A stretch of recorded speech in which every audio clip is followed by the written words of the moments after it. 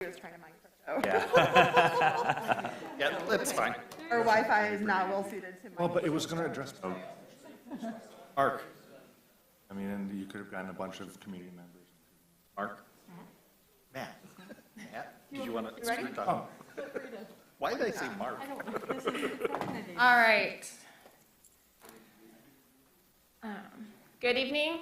I will call to order the City of Ferndale Planning Commission of March 16th at 6:30. Yeah, do it. Seeing that our city clerk's not here to be our secretary, who will be doing roll call this evening? Is that going to be Kyle? So we will take you that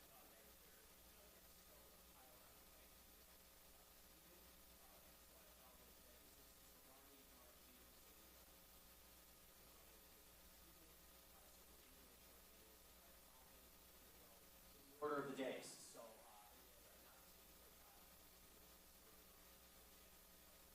we'll go ahead and we will call to order at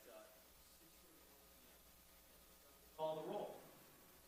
Member Bakers. Here. Member Azar. Here. Member Baker. Here. Chair Foster. Here? Vice Chair Showalter. Here. Member Brazen.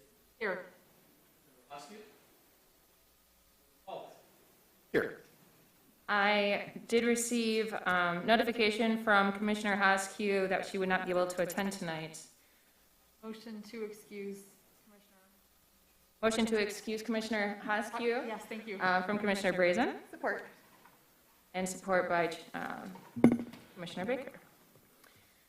All those in favor? Aye. Aye. Any opposed? Motion passes. So, moving on to tonight's agenda, we have quite a few changes. So, on tonight's agenda, we did have two site plan approval requests of 1300 East 9 Mile and 23250 Woodward. 23250 has since, the applicant has since requested to table. And there has been a request, and there's 5 discussion items. There's been a request by the applicant to pull discussion item 8C, 1200 West 9 Mile, off the agenda for this evening as well. And a request by city staff to pull discussion items 8A, 965 Wanda, and 8D, 221 West Troy, which was misidentified on the agenda as a typo with 211 West Troy. So to pull 8A and 8D ahead of new business. This would leave 8B, 700 through 800 Woodward Heights, and 845 Livernois on discussion items post-new business. Item 9A, the Plan Ferndale update, will be pointedly brief, but we'll leave on the agenda. As we had quite a few agenda items this evening, we were going to try to keep discussion items to 15 to 20 minute maximum with the ability to hold conversation longer if the commission requests, though we have had a couple pulled from the agenda since. And then there is a discussion on new meeting procedures to be held in item 10 as stated in our current agenda. I believe on commission items, we will also need to vote for a liaison to the BZA. I made a note, yep. Okay.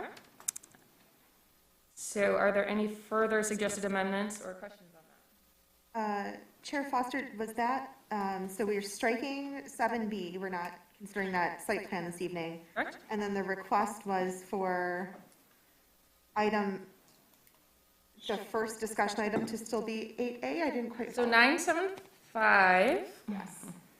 I believe would be a new 7A. So it's in new business, not discussion? So, or, That's where I got I'm not confused. really sure Sorry. how we would number it, to be honest. So it would be ahead of new business. Head of new business.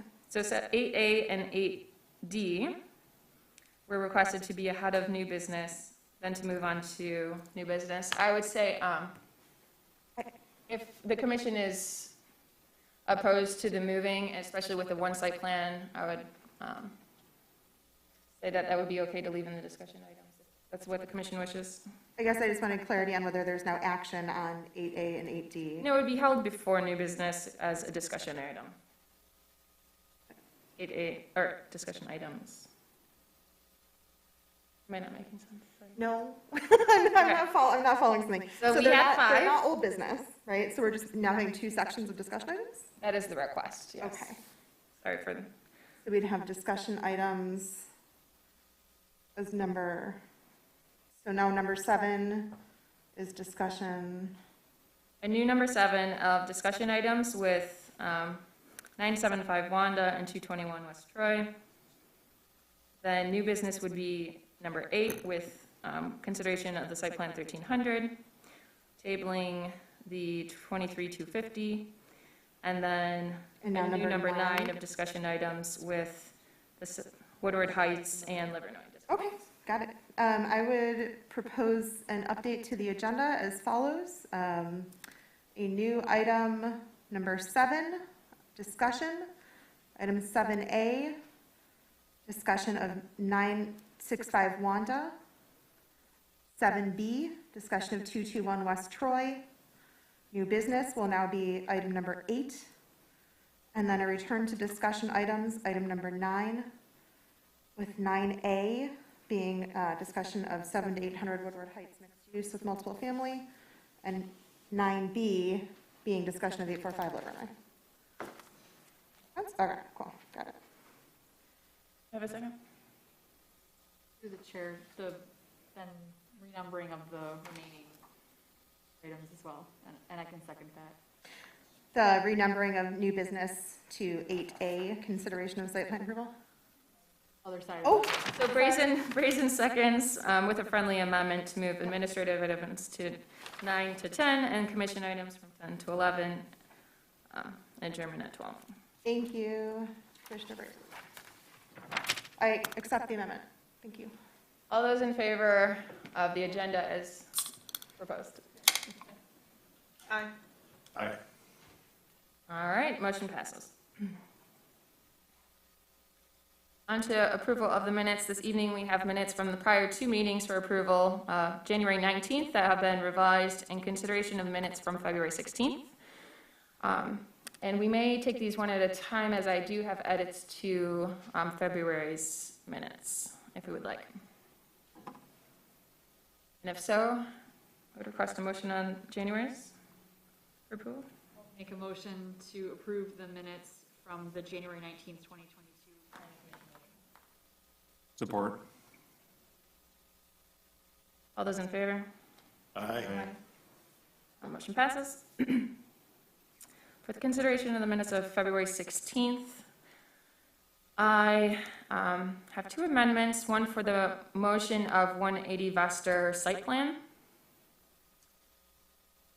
It's quite lengthy. I'll read it for the commission to hear and approve and send you notes, so don't worry about taking that. So the motion for 180 Vester should read, the motion by Foster, seconded by Showalter, in the matter of 180 Vester, that the commission shall approve the site plans based on plans dated February 4th, 2022, with A-2.01 and A 2.02 February,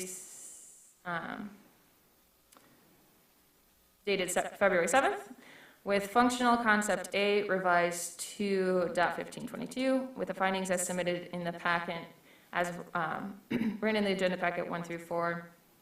Condition 1, photometric plans meeting requirements and to be harmonious with neighborhood, to be reviewed and approved by city staff. That rooftop light shall be contained on site. And recommendation that council review ordinance 6-385. 2, that the building height in the final site plans meet requirements as shown in the plans dated February 7th at 55 feet. 3, that final color elevations shall be indicated on the final site plan, including primary and secondary building material and fenestration percentages, primary buildings to be brick veneer or other primary building materials as allowed by ordinance, and then 4 through 9 as were stated in the packet, or in the minutes. And then the second edit would be to the special land use motion that was left out, and it should read, motion by Foster, seconded by Azar, in the matter of 180 Vaster, after public hearing was held as set for this date and place. The Planning Commission recommends to the City Council approval of the special land use based on plans dated February 4th, 7th, and 15th, and received on February 7th and 15th with the following findings, and then as were listed in the agenda packet 1 through 5. Are there any other edits or suggestions for the February 17th minutes? 16th, rather, sorry. I would move that we accept the February 16th, 2022 Planning Commission meeting minutes as amended. Second. All those in favor? Aye. Motion passes. Brings us to our call to audience. The call to audience is for anyone in the public that would like to comment on anything not on our agenda for this evening. Just to reiterate, as there were quite a few changes, tonight's agenda will include site plan approval for 1300 East 9 Mile Road, a discussion on 965 Wanda and industrial expansion, discussion on 600-800 Woodward Heights, discussion on 221 West Troy, and discussion on 845 Livernois. So if the public would wish to address the commission on any items not on the agenda, now is the time. You can come up, please state your name and address for the record, and you have 3 minutes.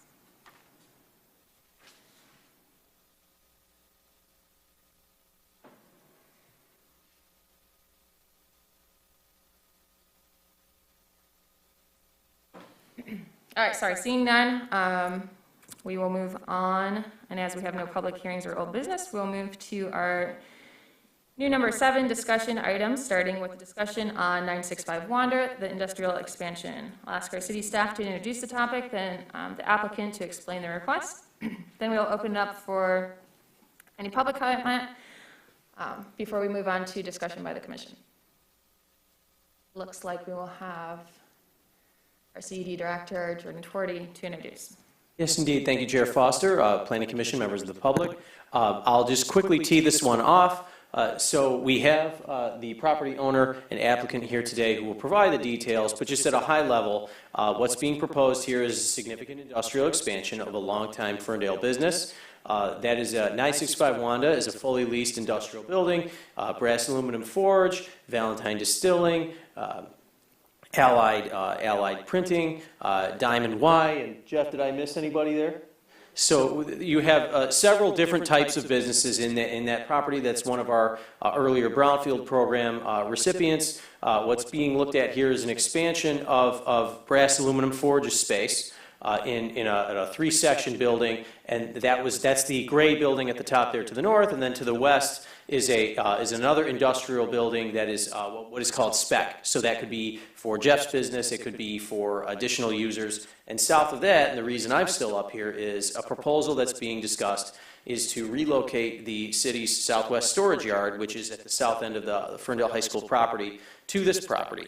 About 90,000 square feet in total, and 10,000 of which would be in that southern building that is proposed. It's a 30,000 square foot building that is proposed, 10,000 for the city of Ferndale, and 20,000 for existing tenants in that area to have some expansion space. Another reason that we are up here at the discussion phase, the applicant, and he'll talk about the reasons why shortly, has approached us about buying city-owned 1221 Wordsworth, which, if you're looking at the drawing I have up there, it's the rhombus shape at the bottom of the drawing. So where that southernmost building on the bottom left of the drawing is, where its southern tip is, that property line you see there starts ours. So it's currently a former foundry, 11,000 square feet of horrendousness that is locked and city-owned, and we've been looking at ways to clean that up and do something productive with it for a long time.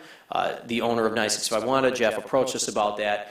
This idea started snowballing, especially as we've started talking about our facilities needs and the money we don't have to pay for those and looking for creative opportunities to solve challenges. So that is something that I could certainly speak to in terms of the city side, as well as our city manager, Joe Gaccio, is here. But I will, at this point, kick it over to Jeff to talk about his vision for his expansion in his property.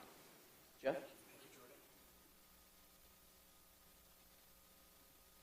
Thank you, Commission. Thank you, Madam Chair. It was back in 2013 when we were here speaking about the 965 Wanda, about the property.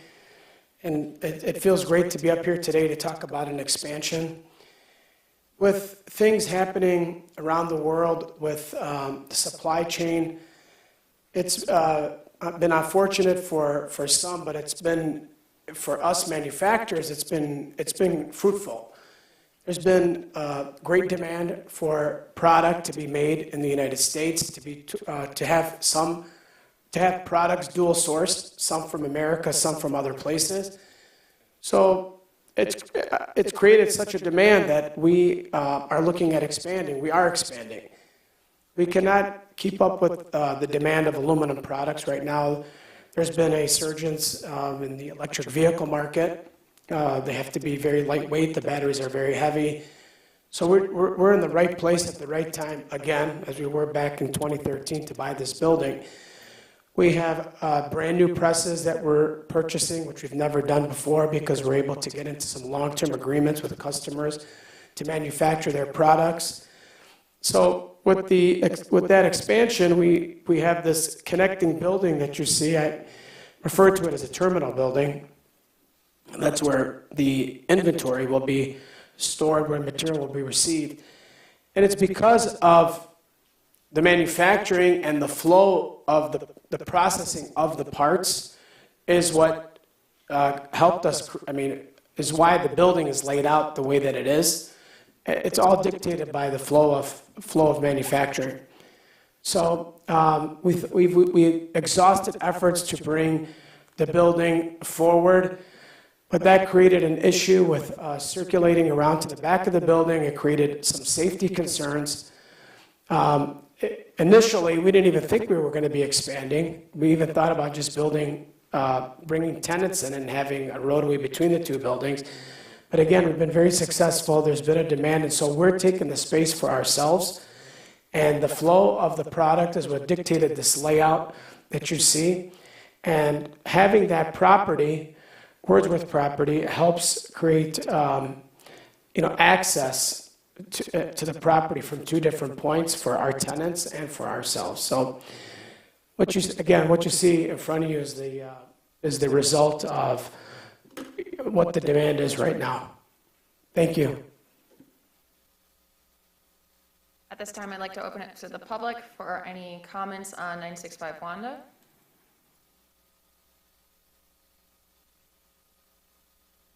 Seeing none, I would like to open it up to the commission.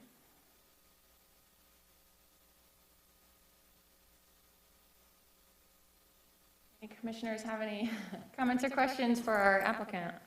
I do. I guess I'm not used to going first. You're not? No, I usually try to wait and go last. That was harsh, Michelle. I'm gonna too, and actually, I'm not sure if this is a question for the applicant or the city or both, but it's about what was just mentioned in terms of the configurations of the building on the parcel. So I now understand why buildings B1, B2, C, and D are linked in the way that they are. Thanks for explaining that, because those are all related to the same business and business process. When it comes to buildings E or F, and I realize building F is the one that the city wants to take a part of, but not all of. When it comes to buildings E or F, why are those not sited closer to Wanda instead of parking in that front setback?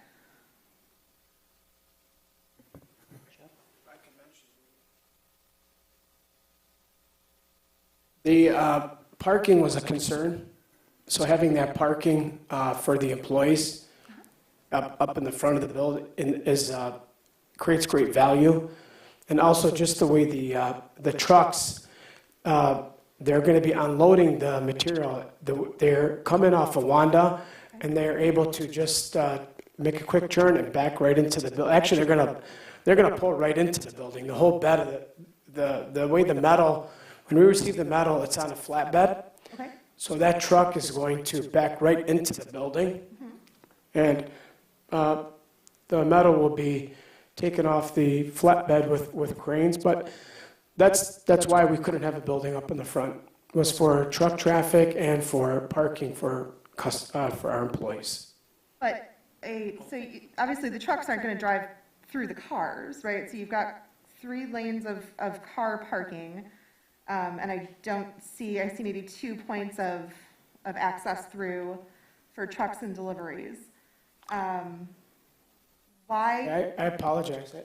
couldn't one of the smaller buildings, I guess I'm not following why building E couldn't be where the parking is and the parking couldn't be where building E is. I get the truck circulation, but still, your trucks aren't going to drive straight through the parking spaces. Is it? No, I'm sorry, this is where the truck's gonna be loading right into this building where do you see the mouse? That's the truck. It looks like there's parking, there really isn't parking. Okay. It's gonna come right in. The trucks will pull in and pull back right into this building where the material will be offloaded, and then the trucks will be able to. That makes more sense Yeah. now. Okay. So B1 is your receiving. Yes.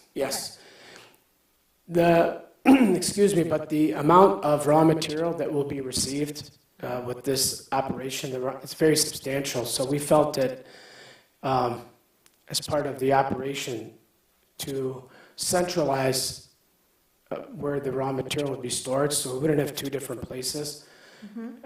It creates better flow and also just more security for us as a company to know that the material has been centralized in one location. So it will come in at B1 and it can either go to the north or the south as you need it? Exactly. Okay. Yep, perfect, yes. Thank you. That circulation makes more sense now as to why you can't have a long building along Wanda. Okay, Yes. got that. And then to the city of Ferndale, why do we want to tuck the warehouse building in the back along the train tracks instead of putting parking back there? Why can't we put some of Ferndale's facilities along Wanda? So that's actually one of the reasons we've encouraged the applicant to go to the discussion phase, because it's sort of still an open question. I will say the city's preference would be to have been able to have some frontage here, obviously, because that's what ordinance requires. Because you'd need to have like an access agreement and stuff to get out to Wordsworth. It just seems really complicated when you might be able to put part of it. Correct. There a couple of the reasons that went into why it's proposed currently as it is was sort of thinking about the possible tenants that we're supporting. I don't want to necessarily name those today because I don't want to, I don't know if they're ready for those kind of public announcements. But with the DPW facility having access to some storage, where the yard would be was seen as ideal. I did talk to our DPW director, and if need be, we could have some storage sort of set over to Wanda. But, it just, again, in sort of full transparency in terms of this process, for a lot of reasons, we had tried to get a building up here because it'll require a variance to allow this.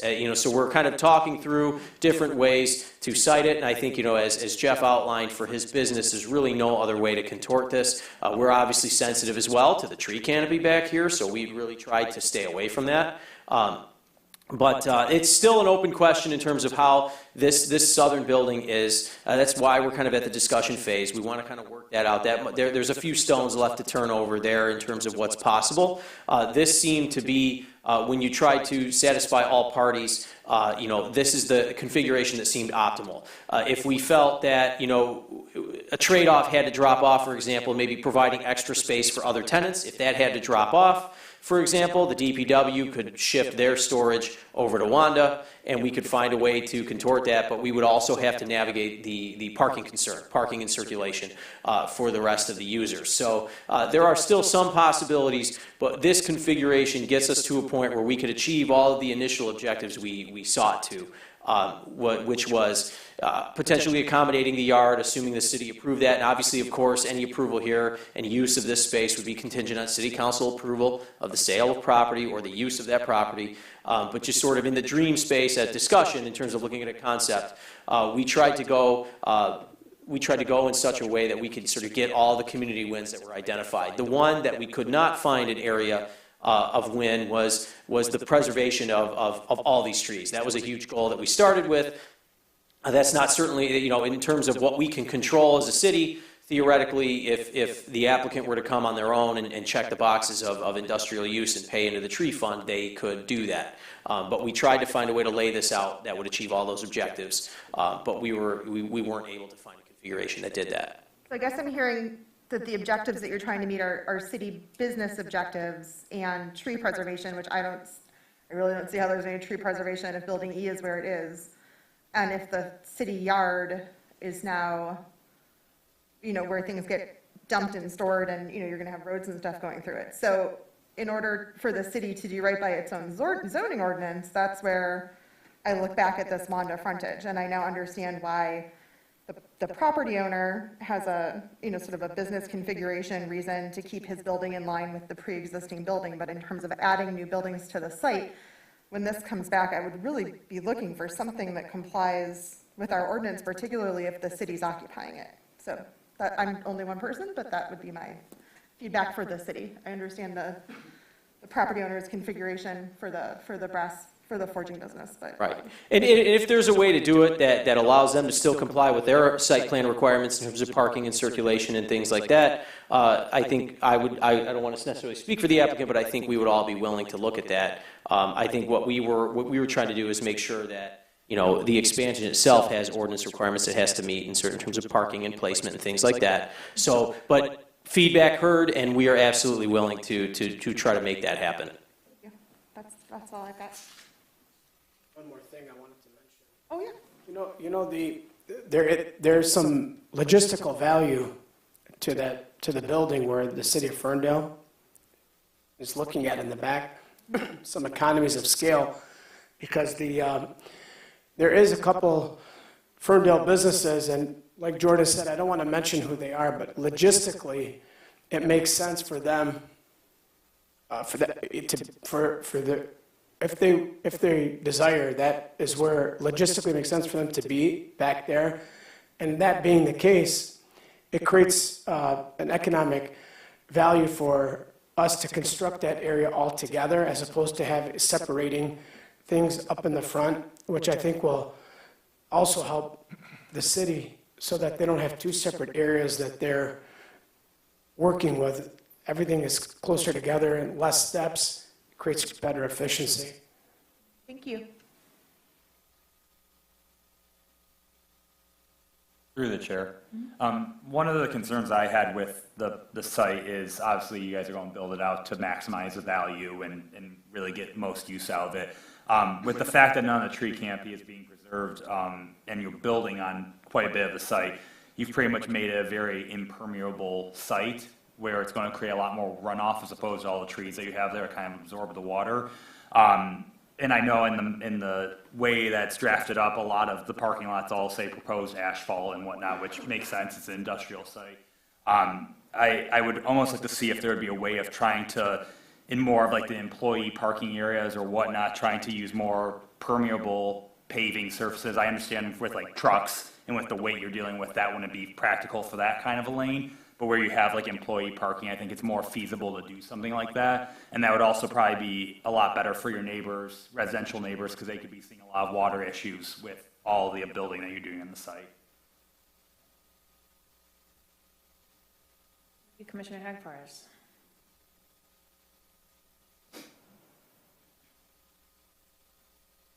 Any other feedback for our applicant from the commission on 965 Wanda? Exciting. Yeah, Yes. really exciting. Well, thank you. I hope that gives you, city, any other further information you're requesting from the commission before moving forward? And from the city side, I will just say that this feedback is absolutely very helpful, and there will be more public meetings to come. There's a lot more conversation, obviously, when if the city's going to consider getting involved in something like this.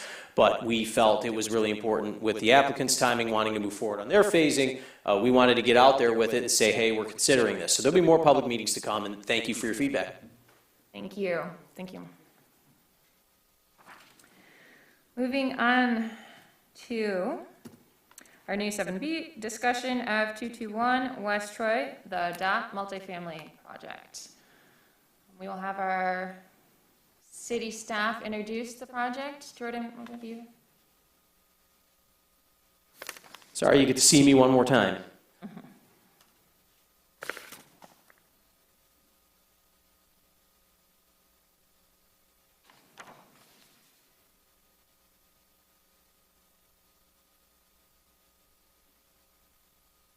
So this, Chair Foster and Commissioners, is a long-awaited revisiting of the old Parcel B for the development on Troy. For the planning nerds at home who remember what that means, that was the side parcel, which is currently a vacant lot next to the dot. And what you have before you today is a discussion on the residential concept. For those that remember, the planned unit development for the development on Troy required that while the deck itself could be approved and was able to go forward, the residential portion would come back one day, and that day is now. So this actually appeared during the pandemic at a virtual planning commission meeting where a lot of really great feedback was exchanged. And so what the developers have done, and I'll leave it to Greg from Versa and Ryan from Versa to talk about. Jason. Well, I thought Ryan was behind him. That's my fault. So Jason from Krieger Klatt will be here instead of Ryan from Versa. But the Versa team will talk to you about how they've interpreted your feedback to essentially make a trade-off. You know, the sum that they're looking to get feedback from you on is, you know, a lot of the feedback at the last meeting was, boy, that's really tight on the sidewalk. You've got the street trees, you've got narrow sidewalk, and you've got residential sort of right up to the street. So what they did is they came up with a way, and essentially what they're saying is trading height for space. So I will let them talk about those details. And so the goal tonight from the city side is to make sure that, you know, the conversation is had. Is that a trade-off that the community wants? Is this a proper reading of the feedback that was given last time? And from the developer side, looking for, if this is the direction, well, what sort of nuances would you want to see when this gets ready for a site plan? So with that, I'll kick it to Greg. Welcome. All right, good evening, everybody. Nice to see you in person. Last time we were doing this, it was on a camera, so I'm very happy to be here in front of you. Thanks for the time. Again, my name is Greg Ernie. I'm the developer of the DOT, and we're doing it in phases, just as a reminder. The project in front of you today is the second step, in probably many steps, in trying to solve the residential but the residential challenges of doing an end cap construction on a narrow site. I think just step back a minute. When we were here, I mean, it was probably 8 months ago. I forget. It's a long time. Could have been 2 years.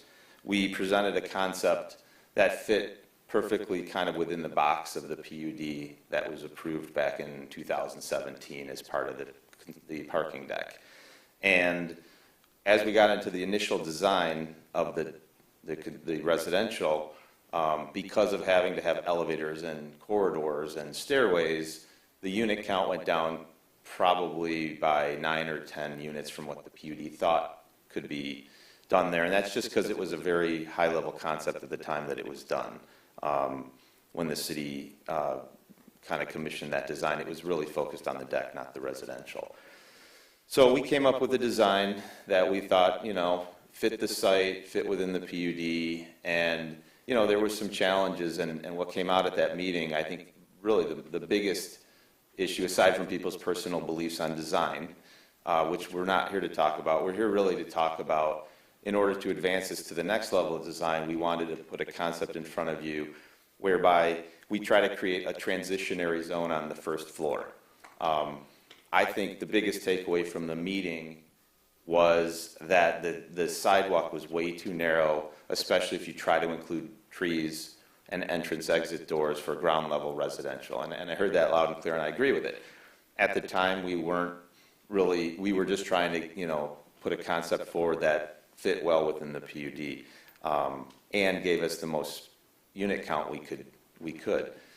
So Jason and I kind of went back, talked to Jordan and Joe, and basically came up with an idea, simply lifting the actual residential, which is not uncommon, on a podium and creating the first floor as really a transition zone from the residential, call call it to the south, to the downtown to the north. And really what it does is it starts to carry through and around the corner the landscape and streetscape that's been created for the DOT parking deck. It also creates a zone that has the vertical circulation stairways and elevators for the apartments, if you will, the living units, but also creates almost like a pocket park. I'm not saying it would be functional from a programming perspective, but there could be seating, but it would be wider. It would be very comfortable to transition from the sidewalks of the residential as you go into the downtown. So I think it's a fairly simple way to look at it, but I think it's very effective.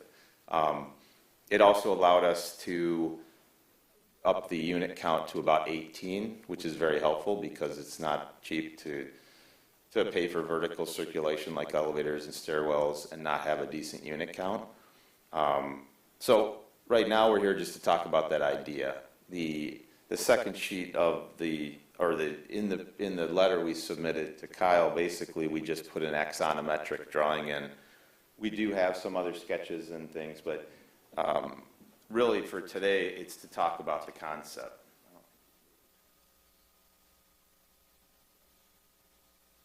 I believe, man. Next page, I think, Bigger one? more detailed, yeah. Table. And again, the focus of today is really not necessarily the color and the materials, because if we don't all agree that this concept is viable, it really doesn't matter what else we talk about. So really, if you look at the drawings, it's just two different views of the axon in an axonometric form. And I think Jason had produced some really, really nice color renderings and things that I didn't include. But what I'd like to do is just maybe have Jason just touch on the design a little bit and kind of where we were going. Like I said, it's very simple, but I think it could be really effective in terms of creating that transitionary zone from the residential neighborhood into the downtown. Great, thank you, Greg. Nice to have you here. Good evening, Jason Krieger, Cut Architects, 2120 East 11 Mile, Royal Oak. Welcome, Jason. Sorry? Good to have you back. Oh, thanks. Yeah, I'm going to just take up residency here. But yeah, as Greg mentioned, I mean, he did a great job, presenting it. So I'll just touch on some of the key design features. The one thing I want to mention is that the floor to floor, from the ground floor to the second floor, it's about 17 feet. So the idea here is to raise that up so it's a comfortable space for people. We understand it's totally covered, but we still feel like we can program some nice things in there. 17 feet is roughly a couple stories. So it'd be a very nice space for people walking by, residents, etc. As Greg mentioned, we limited the space on the ground floor. We really just have a small vestibule, the elevators, the stairwells, mechanicals, things like that. We still need to program other things in there, but the intent is to reduce that. So if a resident comes there, they're going to have their mail package. It's very, very minimal. And then they would go up to the units up above. To keep efficiency, it's really just a simple single-loaded corridor that abuts the DOT. And then all of the units face out. We have 4 floors on top, so it's a total of a 5-story building at the end of the day. And we have about 18 units. And it's primarily, it's all studios and 1 bedrooms is the concept. And, the renderings are, I think Greg left the renderings out because we showed super expensive stuff on them. But kidding aside, we would have, masonry. We would make sure that we comply with the ordinance in the city of Ferndale. So that's where we are. Quickly, before we open it up to the public for questions, we've mentioned the height, but not the precise, I don't believe, unless I missed. What was the height that we were requesting to increase? So the PUD had, I think it was 55 feet, if I remember right. And right now we have, in this current rendering, it's to the roof, which is what the PUD is measured to, is 64. Thank you. All right, we'll have you step back to see if there is anyone from the public interested in commenting on 221 West Troy, the DOT multifamily project. This is a discussion item. No action will be taken today. Seeing no rush to the podium, we will open it up to the commission for any questions or comments for the applicant. Through the chair. So how many feet from the western property line where the sidewalk is to the building itself on the ground level? How many feet is it roughly? You mean the site itself, just the No, site? well, That's what I mean. where the building is to the sidewalk, you know, how much room are we talking about as an open space? Is it 15 feet, 12 feet? How deep is the patio? Yeah, I guess that's, yeah, how deep is the patio? So it varies a little bit, Okay. but it would be about 23 feet Oh, okay. at the northern end. And then it kind of steps back into about 20, and that's to the property line. And then from the property line to the curb, it's probably another, I think, 12, 15 feet, something like that. So there's some space, you know, it'd be, you know, from here to the wall, basically. Yeah, no, that's It's substantial. a nice, it's a comfortable distance, Yeah. and that's when we tuck everything against kind of the wall. Yeah. So, and that can be something we collaborate on as far as uses, because we also don't want to create a problem area too. And that's always a delicate balance in creating public space. It's enclosed, it'd be nice to hang out there, take a nap, you know? So I think we have to strike the balance of what, and we can do that with, we can make it 10 feet. We could put a storefront, call it glass storefront, so that the residential vestibule is enclosed and you can just see it. And then it's not as inviting, you know, for people to hang, although I'm not averse to there being like it, you know, chairs and tables in there for people to enjoy their coffee, as you know, or may not. Quick's Chocolate is opening up in the Dot, which is one of our tenants, and there's not a lot of sidewalk space to sit, so it actually kind of works nicely to become a little de facto hangout place for after you have your Belgian chocolate and coffee or something. Seriously, Yeah. it absolutely. is a nice little gathering area. The top floor, is that part of the third floor? Well, I guess it would be part of the fourth floor. Is that just additional space on top, or are those apartments as well?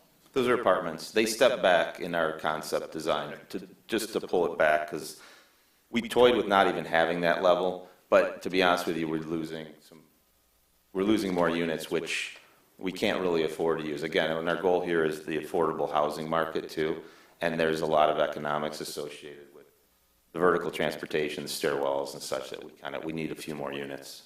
Okay. Yeah, because what I'm gathering is about 20 units now? 18. 18, even less. Okay, that's all I have. Okay.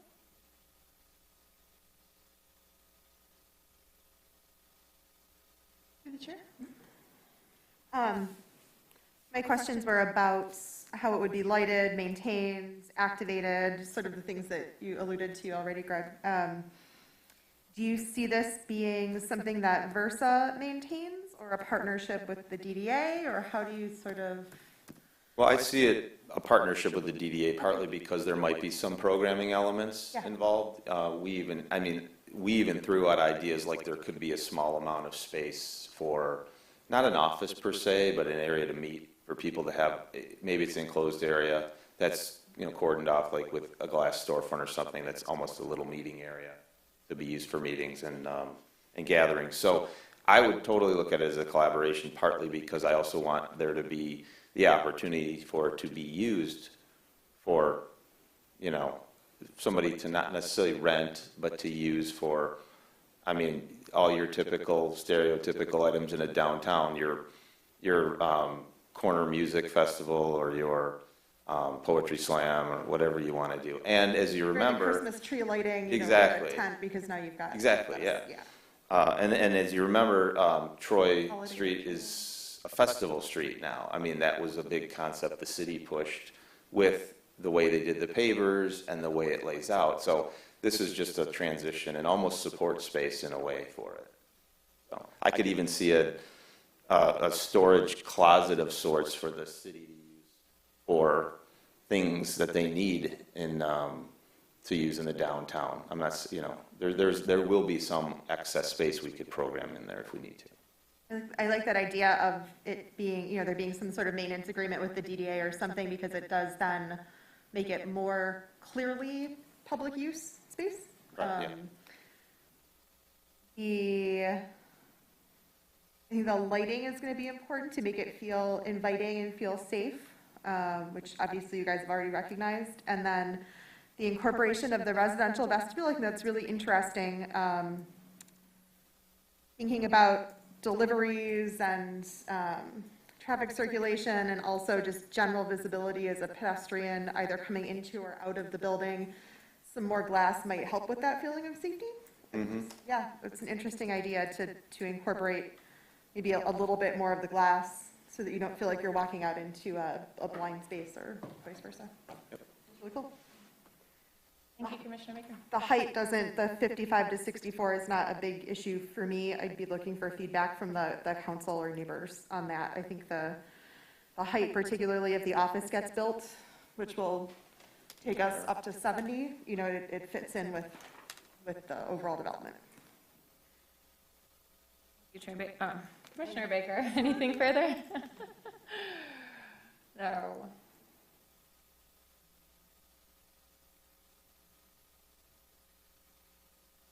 All right.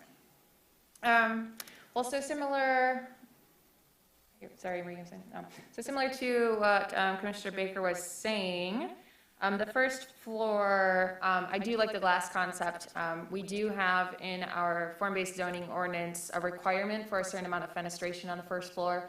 So we might look to using a glassed-in kind of area to meet that ordinance. I think as Commissioner Baker said for the last discussion item, that particularly on a kind of a city partnership or city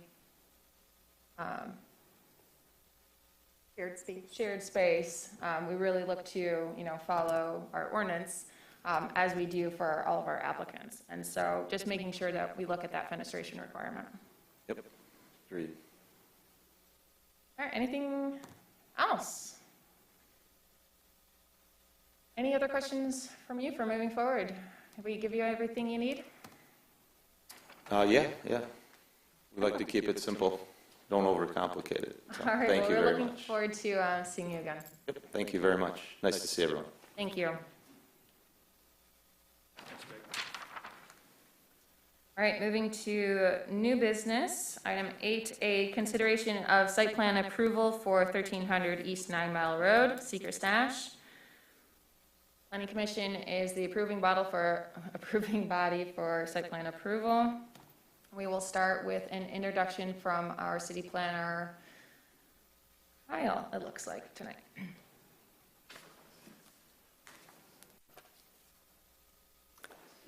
Hello and good evening, Commissioners. This is our new business for the night. So we do have a 1300 East 9 Mile. This is a site plan. So this is a site, it was most recently an industrial facility and office building. It's on the corner of Pharaoh and 9 Mile. It was demolished in 2019, and it's currently a vacant site. I believe there is grass there right now. So City Council, of course, adopted provisional marijuana many years ago, and they revisited the issue with recreational. In July of 2021, they expanded the number of licenses from 3 to 6. And in October of 2021, they identified 3 licensees. This is the 6th one. I believe this is the only one that's not yet operating in the city. And it's the only one that's proposing a new build. So this is the location for that 6th and final marijuana retailer license. It's currently in the M2 zoning district, which permits marijuana retailers outright. The applicant is proposing 2 buildings on site, one 5,344 square feet, and one is 2,849. I can get into the rest of this as I go through. Here is a photo of the site. It's typical of a lot of the parcels along 9 Mile in that it's very long and narrow. So this one does have some 9 Mile frontage, but it also has a lot of Pharaoh frontage. As you can see, it is vacant. Abutting zonings, it's mostly other industrial zonings. There is some OS, which is a bar across the street.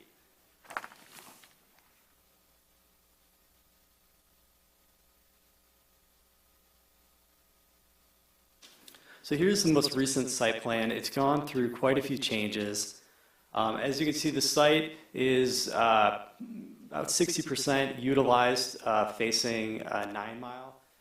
The rest of the site near the back is going to be kept grass with a detention pond.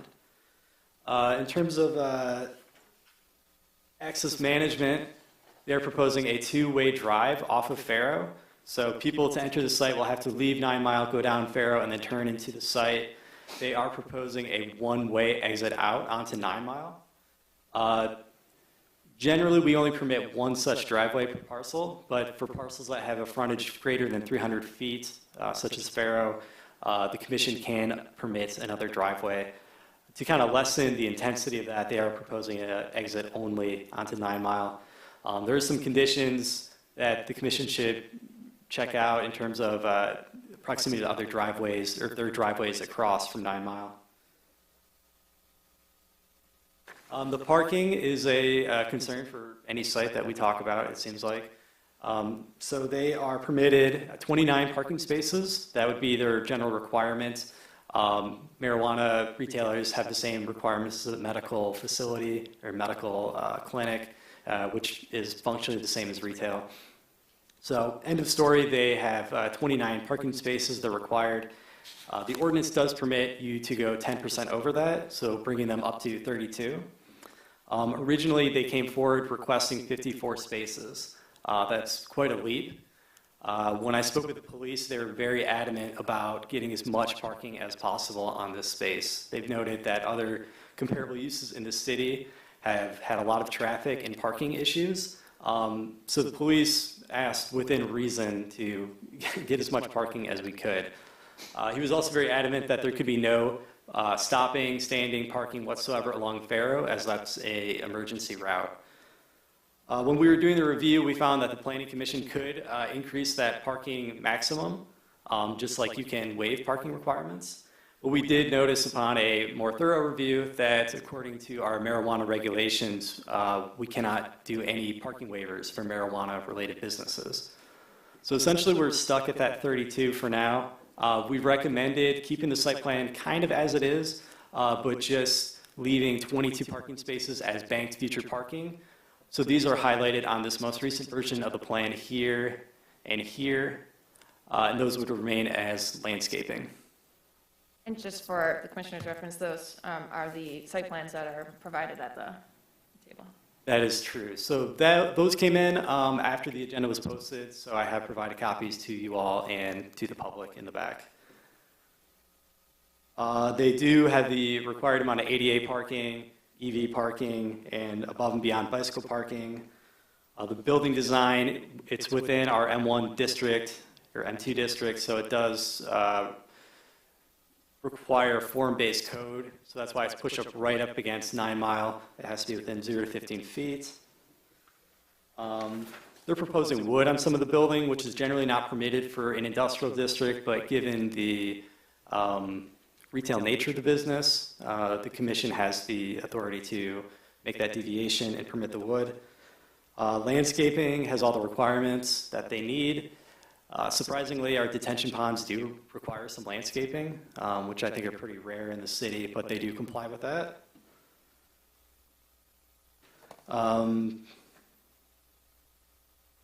That's all the interesting stuff. So at this time, I'd like to bring the applicant up, tell us a little more about the project.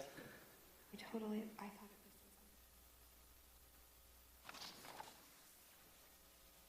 Thank you, Connor.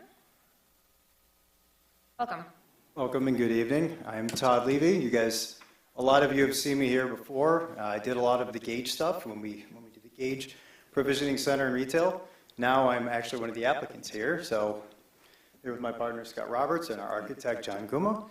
Just kind of wanted to field any questions you had, if you had any. I don't really have anything more to say than that. I mean, we did put wood on the building as part of the application to do some sustainable stuff, because that was a big part of the application, to try to do more for the city. So we picked a sustainable wood, and I understand It is not typical in industrial, but this is, marijuana ordinances are a little weird, right? We take a retail use, we put it industrial to get it away, so we still have to walk that fine line. So it would be nice to have that, be able to be granted that, at least not a waiver, but the ability to use wood on the outside of the building.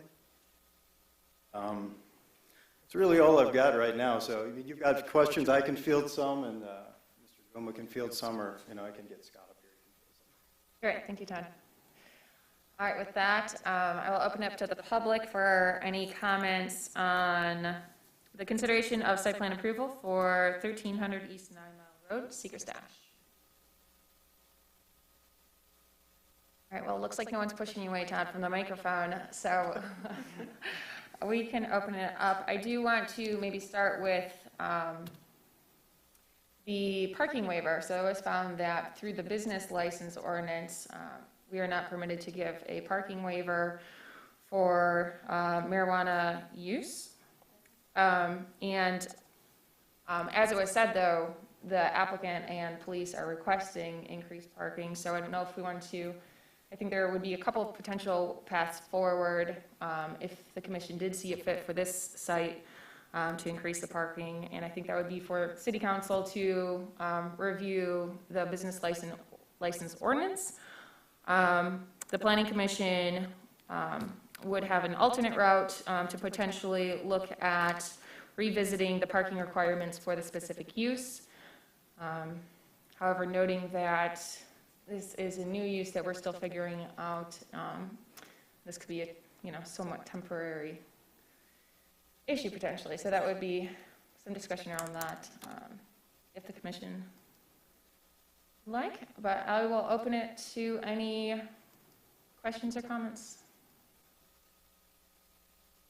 So, yeah, so looking at this, it says that it would technically, this isn't a way that, this isn't such another reason why marijuana in the industrial district doesn't sometimes make sense.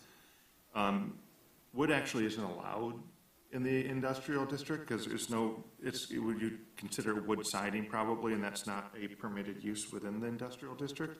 I'd be willing to waive it. I don't have a problem with being here because it's not an industrial building, but it's not technically allowed per our ordinance in the industrial area. So I think we might have to, when the motion is crafted, we may have to mention that we're allowing wood as a primary or secondary material. Thank you. Anything further? At the moment.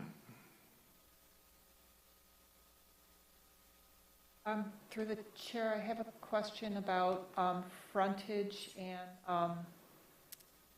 entrances. We require minimum one entrance per 75 feet of primary frontage, and I'd like to know how we might meet that. Talking about frontage and how to meet the frontage. You could speak up a little bit, Mike. Yes, sorry. Okay. Our schedule of regulations for this district requires primary frontage to have a minimum one entrance per 75 feet. And I'd like to know how you would address that. Well, good evening. My name is John Guma from Guma Group. You're talking about the 9 Mile side, right? Any primary frontage. So if you have two buildings, one would be Pharaoh and one would be 9 Mile. I'm sorry, I'm not understanding the question. Yes. The primary frontage for the 9 Mile building would be on 9 Mile. The primary frontage for the second building would be Pharaoh. Through the chair, I mean, this is for a pedestrian connection, right? Not for vehicles? Yes. Okay, so that's the distinction. Yeah. Yeah, I think on the, what is that, I think that's all sidewalk? Entrance? So, A front door? Oh, no, please. yeah, sorry. So a building entrance. Yes, a building entrance every 75 feet along. So for building one, every 75 feet along 9 Mile, and then for building 2, every 75 feet if it's, what is for over, what was the? It doesn't say a maximum, or Oh, like okay. a maximum. So then every 75 feet on Pharaoh. And I'm not sure if, I know that with our business licensing, we have also security provisions that we need to take into consideration for the use. So I'm wondering how we would address this issue. Could actually, I mean, we could definitely add access if that's what we need to do. Just a little bit of background, right? Under the marijuana ordinance, extension or two, I know I'm the one who actually did all the extension stuff when we started, and we're like 3 or 4 months. So adding an access to the front of the building there would not be a problem. We could do a small vestibule into what would be the largest room right there, which is the mudroom. We have an entrance with a vestibule on the other side of the building. That room, and we could add another entrance there. That's not a problem. I don't see really anybody entering on that side. If all the parking is on the other side, traffic, that's not a problem at all. Yeah. And for the other building as well, like we'll just also deal with it. No problem. Yeah, and typically you have to check in if you walk in, so we'd have to have a receptionist. Not a That's why problem. you do a little vestibule. Yeah, correct. I think the intent is to not have a blank face across a major road, the primary entrance. And through the chair, I have a second question. On the elevations, you call out mechanical units on the roof, but I don't know if you're identifying screening around them, or if that just identifies the units themselves. Are you addressing mechanical We unit would be screening? providing screening for the mechanical units, and it's just going to be standard rooftop units. With screening? Okay. Correct, And- yes. And do you have a material in mind? It would be something harmonious to the elevations, probably like a metal panel or something like that. It's going to withstand the wind and the weather. Yes, we would. Okay. Through the chair. So do you know what the back building, what the planned use is going to be? Because you have 3 different signs, so I'm guessing it's 3 different storefronts. Is that going to be leased space to something else, or is that still going to be marijuana based? Right now, it's all just warehouse. Right? Correct, it's No future. use. We were thinking about moving back to the city and trying to work maybe a processor license, but that would have to be done through council. Really, it was intended to just kind of make extra space requirement, because we kind of ran short, right? Because it is weird, right? You've got that retail use industrial district, so you have to be able to create it sometimes. So right now, it's just going to be straight up warehouse, maybe leased to for the beginning, but probably nothing at the beginning. Actually, when it's being built. Okay, then, so to address the access concern, I mean, I don't know if you can literally do what you have on one side, just flip it onto the other along Pharaoh and have the 3 doors like you would have on the other side. And I think that will address the access use along Pharaoh. Yeah, we especially. could accommodate that. Okay. Right, each entrance, because that, you don't need to worry about. Yep, understandable. And then to address the entrance along 9 Mile, the vestibule, I think, is a good improvement on it. I think if you're going to do the small transom windows along the other side, for that to be allowed, I know we did with another facility, improving the landscape plan around there. I think right now you just have trees in front of there, but to make it so it doesn't feel like you just have a blank wall, I would be more supportive of not having an opening along that stretch if the landscaping was more bulked up to enhance the space a little bit more. Sure.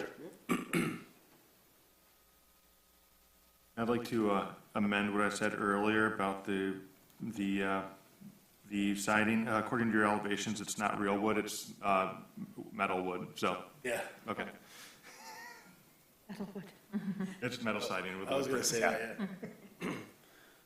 Through the chair, I've got another question or comment. I'm wondering if we go with the drive that exits onto 9 Mile. I'm wondering if we need a walk along that drive, because typically if someone's coming off of right-of-way, we don't want them walking up to the building through a drive.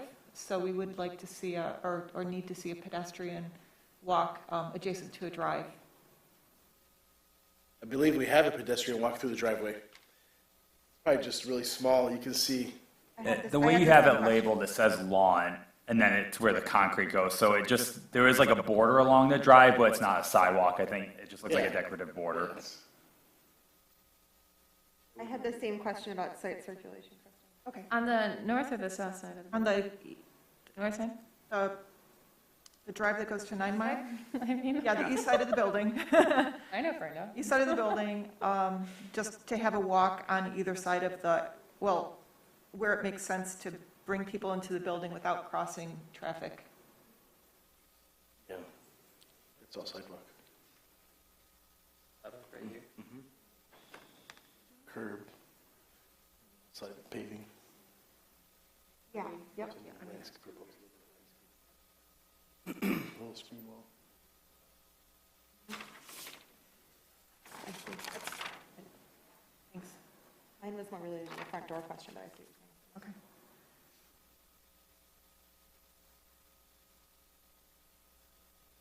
Anything else, Commissioner Sir? No, thank you.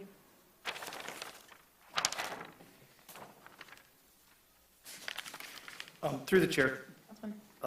this may have been discussed, I apologize, I was feverishly taking notes. The second building, have you identified a proposed use? It says future. Warehouse for now. There's nothing. Okay, so it's not, just want to clear this up, it's not being prepared for possibly grow facility It's not permitted. 5 years down the road, hoping you can convince council to change their position on it. No, right now it's just basically warehouse. There's no specific. I mean, we could always lease it to somebody, like who does work or, a wood shop or something like that. That's not really a problem. I mean, the hope was to get a processor done, but that's just a white box anyways. You don't have to build that out anything more. Please just speak into the microphone. We're going to need to listen to the recording of this for a minute, so thank you. My apologies. So to get to the meat of the question, no, there is no use intended, definitely not a grow. It's just going to be a white box basically for warehouse. Okay, thank you. And when you mentioned processor, are you talking about a marijuana processing like a CO2 or? For this location, it wouldn't really be big enough. It would be packaging only. So white box is warehouse is all it would ever be. Okay.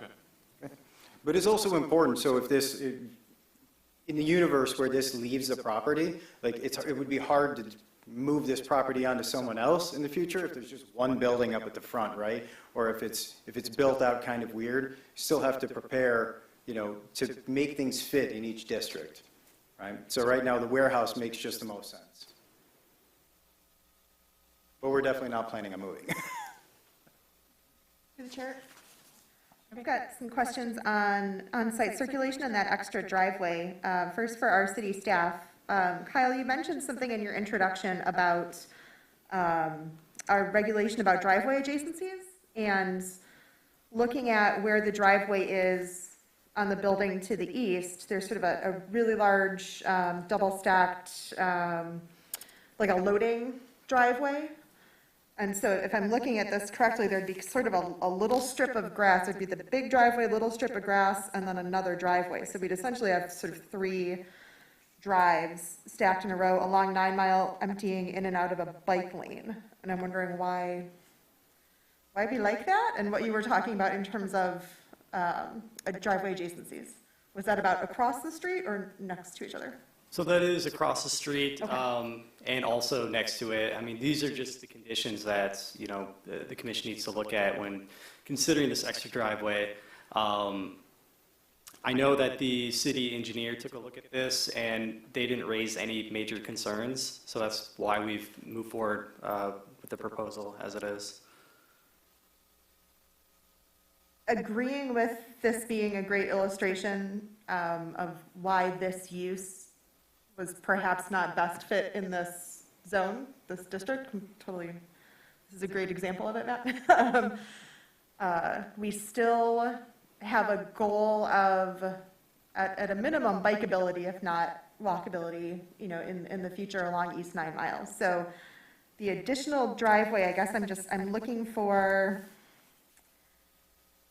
I guess I'm just looking for some more reasoning on why that additional driveway is necessary. Is is it for the currently permitted drive-through operations? My sense is that a lot of the congestion and stacking that's been happening at other places is related to that, because people aren't parking, they're stacking in drive-through lines, which won't last forever, so. So there's no proposed drive-through, which to my knowledge, I don't think those are permitted. There won't be a permanent drive-through, but right now, I think a lot of the challenge is caused because people are stacking at the temporary drive-throughs. Well, to my knowledge, the temporary drive-throughs aren't permitted anymore Really? either, which is really another story altogether. Why don't you tell Liv, okay? Yep. But there's no drive-through permitted nor requested here. Okay. But as for the general site circulation of why this is being proposed, I mean, John, do you have any comments on it? Circulation for easy egress. Yeah, it's, you know, having done what I did over at Gage over on what's that, not Wanda, that's Academy, right? Yeah. That is a teeny tiny parking lot, and they have all sorts of trouble over there with stacking in the street. And Okay, so it was really just for management. Like, if you look at the map of all those businesses, Picture I it, understand that there's a double stack next door, but those are not retail uses, right? So people go in for lunch and they're done, right? And then across the street, there's also two. So I know that it may seem like a lot, but we're only asking for one way, and it really would be to manage the traffic so we don't run into the situation that the police are concerned about having people line up on Pharaoh. on Pharaoh in particular. Correct. Oh, sorry, I also wanted to ask a parking question? I just wanted to continue off the driveway, if you don't mind. So I have the same concerns, and I do understand particularly the, police's concern and some of our potentially temporary issues with circulation. However, we need to be concerned with the long-term design of the site. And I do have the same concerns about the traffic on and off 9 Mile in terms of our walkability, bikeability, multi-use of the 9 Mile, and what traffic and safety concerns that additional drive does provide. And so I'm not necessarily keen on approving the additional driveway without additional. I see it as being kind of hand in hand with these parking spaces. So if we are taking the recommendation of the police about needing to ensure safe site circulation, no stacking on a fire route, but we can't accommodate it through parking spaces, do we accommodate it through the driveway? That's what I'm kind of trying to weigh. And my question was, under what circumstances would the banked parking be paved? Would we be looking, Kyle, in the future for some type of change to the ordinance, the code of ordinances situation, or? Yeah, as far Okay. as I know, it's just like Chair Foster outlined earlier. I think we would have to, revisit that provision of the ordinance that says it's not subject to any kind of waiver. Yeah. It really locks everything in place, frankly. So right now, we're potentially knocking down the parking, and if we took out that exit egress, now we're really locking up this parking lot against the police department's recommendation. That's what I'm struggling with, is, I don't like the exit out onto 9 Mile, but I feel like I can't do anything about the parking situation. Further, I believe that our access management ordinance is quite new. I'm not as familiar with it, but that section of 9 Mile is 30 miles an hour, 25, correct? 25, I think. I believe it's 25 through the 25, chair. thank you. Which I believe means that we require 130 feet between driveways along that road, which this clearly wouldn't meet. And so I would have to do a further review of that access management plan, again, as it's new. But I think that might be an issue with our ordinance. And perhaps what the waiver could get us away from, but 130 compared to what is being proposed is quite significant. Through the chair.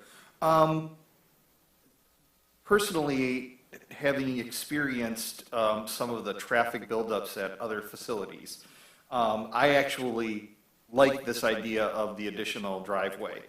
But I'm wondering if there's an opportunity to make that like an optional or have a gate there so that only at specific times it would be used?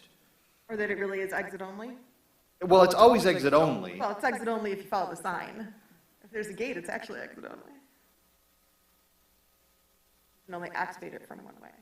Well, no, I just meant a gate that the management, staff would open when the traffic got very busy. Oh, I see. You know, otherwise it would be closed and then people would be, you know, forced. You know, the gate would actually be more toward the parking lot area that staff would, yeah, I wasn't thinking of that. I was thinking like a metal gate that you would open and close as needed.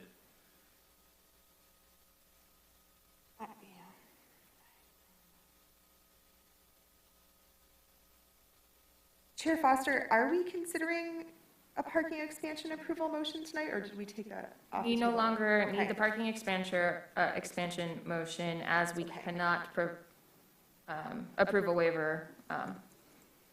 We're looking at the site plan and the additional driveway approval. Correct. And based on the banked parking plan that was provided this evening. Yes. Through the chair, I've already contacted our legal counsel and our ordinance committee to let them know that we've requested them to review that Great. consideration. Thank you, Councilman. Any other discussion on the driveway, as that would be a separate motion that would need to be approved for the site plan? Through the chair, to Councilmember Polika, if there's a reasonable chance of additional parking being on the table, that ordinance being updated, do you know about how long that takes? Is that a 3-month conversation? Is that a 6-month? I mean, ordinance committee isn't fast. They're really bogged down with a lot of things.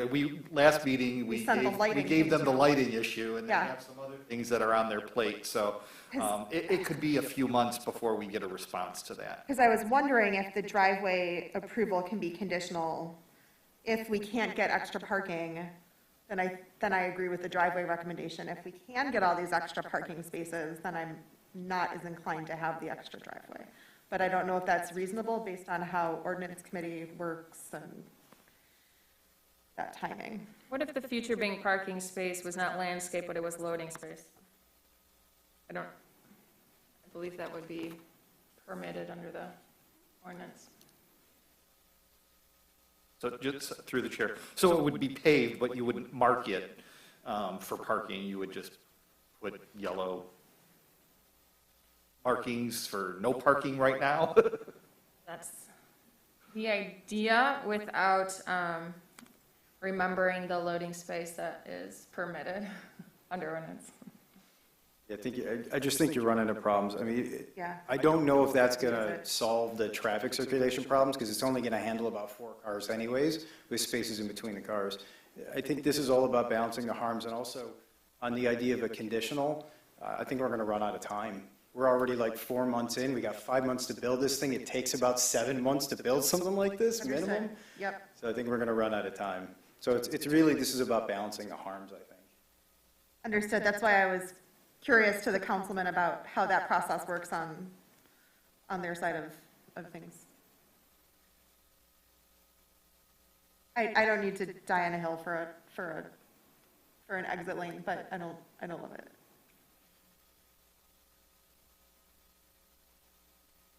That was all I had. Oh, and I also found, sorry, Chair Foster, I found and answered my own question about detention ponds. In terms of our definitions, and what I'm sure will be engineered here, detention ponds are sort of like bioswales in terms of holding, detaining and then releasing into the overflow system. So that answered my question. We already have a couple of them in city parking lots. I understand it now. Thank you. Yes, this is actually something I Picturing like, giant condo development pond, and that's not what this is. Answered my own question. All good. Well, thanks for bringing it up. I've actually, as a former consultant, I've seen detention ponds quite frequently in other communities. This probably is the first one we've seen in quite a long time, so. Well, as such, I think we haven't had a significant bioswale, in probably a decade. Through the chair. So I guess I want to talk about the police concern about Pharaoh. So were they concerned that cars would sit on Pharaoh and have a friend run in and grab something and come out? Or are they concerned that traffic is going back up turning from Pharaoh onto 9 Mile? As far as I know, it's really all of the above. I think they were envisioning a worst-case scenario where all the parking spots are full, cars are circling around trying to park, and it's so busy that it's kind of spilling out onto Pharaoh.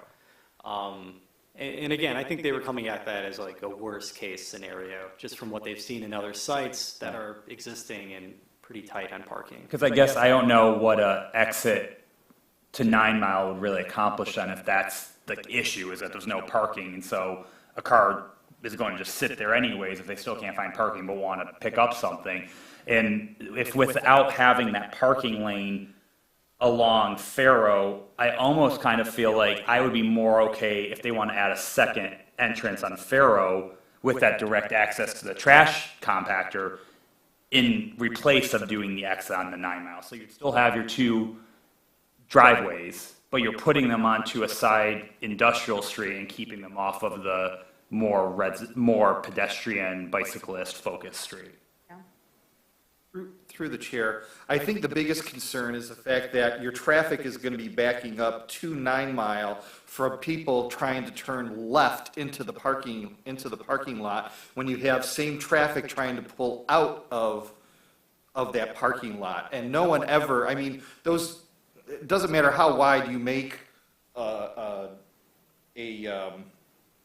driveway, people take the middle of the driveway. So now you have people that are waiting to pull in. So what if then, if you have that secondary drive on Pharaoh, your far drive that's currently on the map is you're going in, and the new driveway is going out, because no one's going to be turning left to go down Pharaoh, because that's all industrial, so everyone's going to be turning right to get to 9 Mile. So then for your flow, they come in, make a right from 9 Mile, get on Pharaoh, go to the far entrance, drive in, come out of the parking lot and turn right and back out. So you're saying next to the secondary building, create another another driveway? Yep, right there. And then also for the trash access, it actually makes it easier for a trash truck to get in there and get out pretty easily.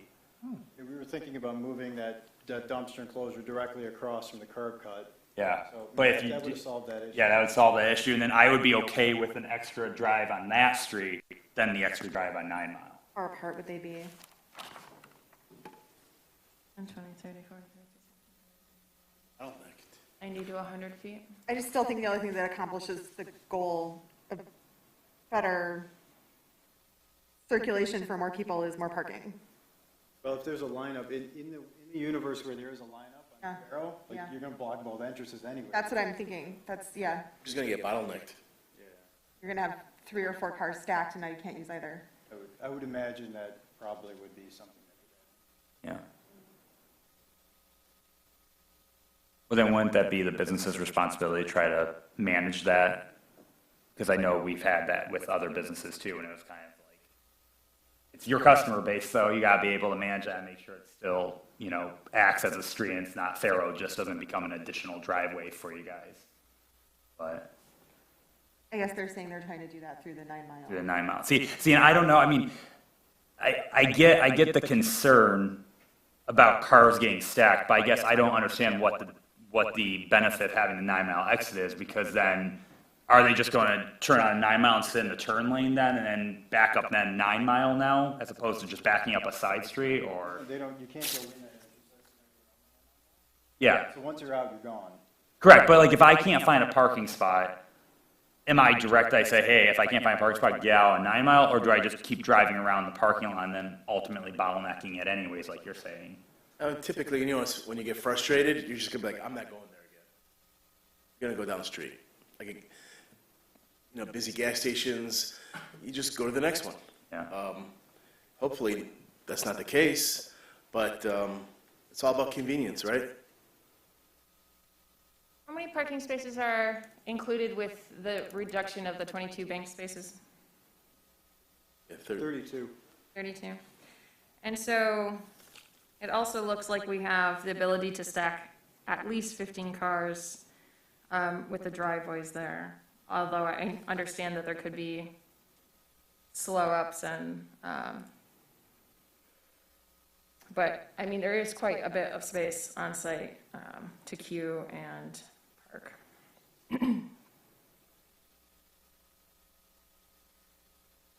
Yeah, Chair Foster, I guess the biggest thing I'm struggling with is not taking the recommendation of the PD.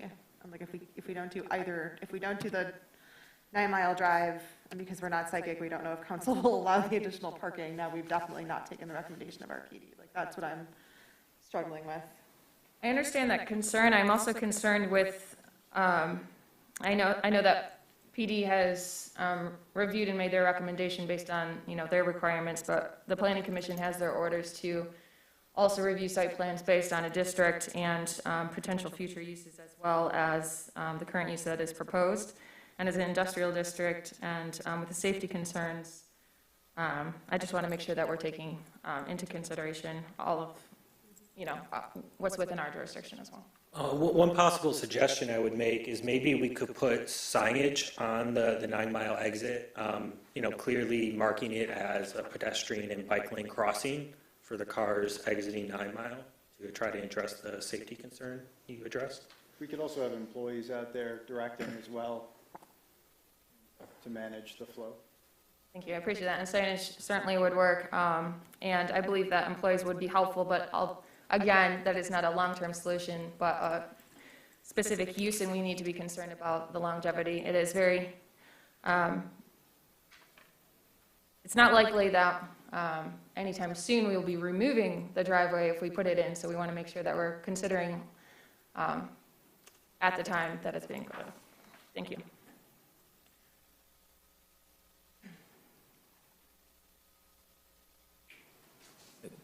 If I can kind of follow up on a question, and this may be a question for Kyle at the city. Have you received any kind of feedback from like Nature's Remedy about flow and having issues? Because when they came to us, they just had the one drive, and they had kind of like a parking, like end cap, if you will, that I even brought up like the concern on would traffic get bottlenecked, and at that time, they had no concerns whatsoever about it. So I'm just kind of curious if they've kind of regretted that decision, or if the one in and out has worked fine for them.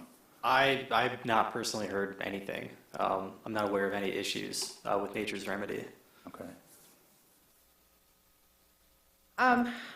So back to the applicant about the potential of having another site off of Pharaoh, whether it's in line with the dumpster enclosure. Although I was going to bring that up, and if we weren't moving that spot, I'm glad to hear that we'd be comfortable moving the waste management back to a line. I was curious because I know that we also need, I believe that might be part of like your security plan in terms of the marijuana business, so I wasn't sure if that was part of the concern of bringing it up on the site.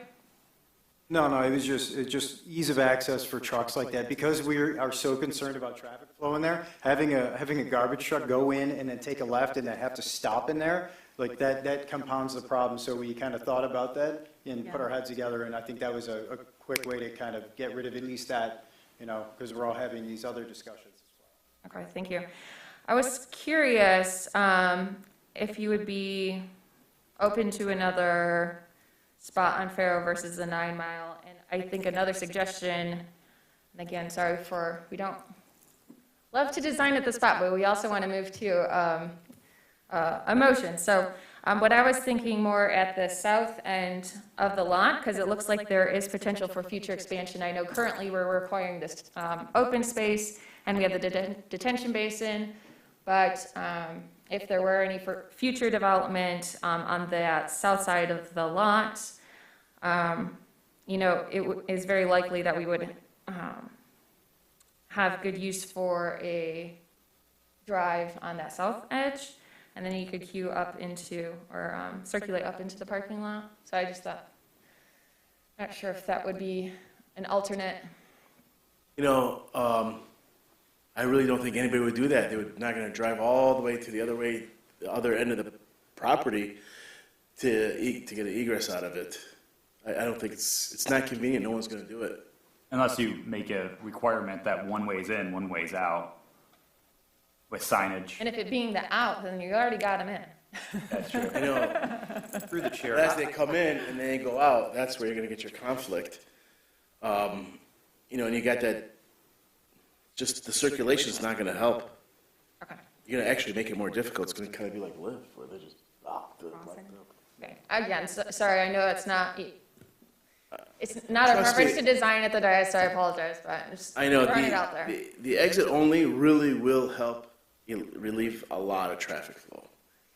Councilman. Very. Yeah, I just wanted to get clarity on what you were saying. So you were suggesting that at the farthest south of the property in the green area, actually create a driveway with a drive path going through? To me, that seems like a lot more concrete that we don't want to have to add more asphalt on the property.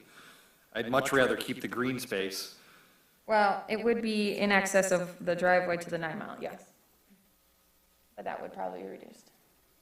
It would be, so, yeah, suggesting across from Saratoga Street if you're looking at an area.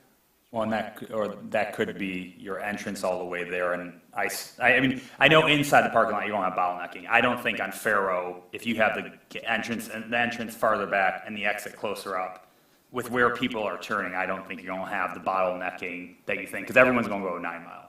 I mean, you may have occasional people that will cut down if they live on that part of Ferndale, that they just drive through the industrial park, but most of your customers are gonna go to 9 Mile and disperse out that way. Yeah, I guess my concern with having the, another cut on Pharaoh kind of towards the back of the property is if you make that entrance only and the other one exit only, people are just gonna go in. Well, that's where you would have your staff out there to direct people in case it wasn't being used the correct way. I mean, that could very well be the case. I could just see a lot of altercations on that sort of issue and a lot of frustration among customers. And you know, I just don't see I just don't see a lot of these people even realizing it. I think, you know, they're driving past and, you know, kind of going to as essentially a vacant parcel towards the back and trying to cut in. It's not like really intuitive. So I think it's just going to cause a lot of confusion. And, you know, candidly, I'd rather not have a staff member out there 12 hours a day, especially, you know, when it's negative 10 degrees in the winter, just directing traffic from an entrance and an exit sign when I think we could probably come up with a better way. I mean, I obviously prefer the 9 Mile cut, but we're open to suggestions. I just think that one has significant issues. And if there's going to be, me personally, I don't really have a problem with the exit, the other drive. I would rather there be a backup within the parking lot as opposed to a backup within the Pharaoh, which is what the police are afraid of. And if it's a backup with people trying to turn left onto 9 Mile, I'd rather have that be a backup within the parking lot than on the emergency route.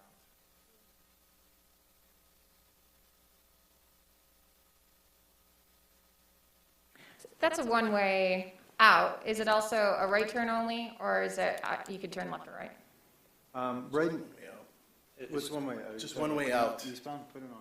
Yeah, no restriction to the, Not currently anymore. Not currently, but if it pleases the commission, we can make it eastbound only. If you're more comfortable with that, going just one way instead of going both ways, absolutely, not a problem.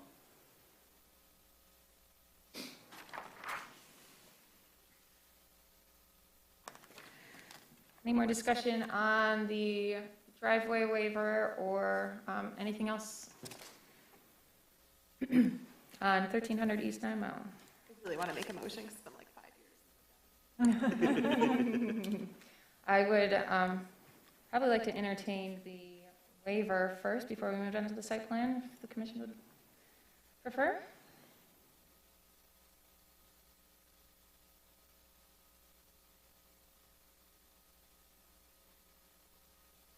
Through the chair, I'll make that motion about the driveway, just to open it up for discussion.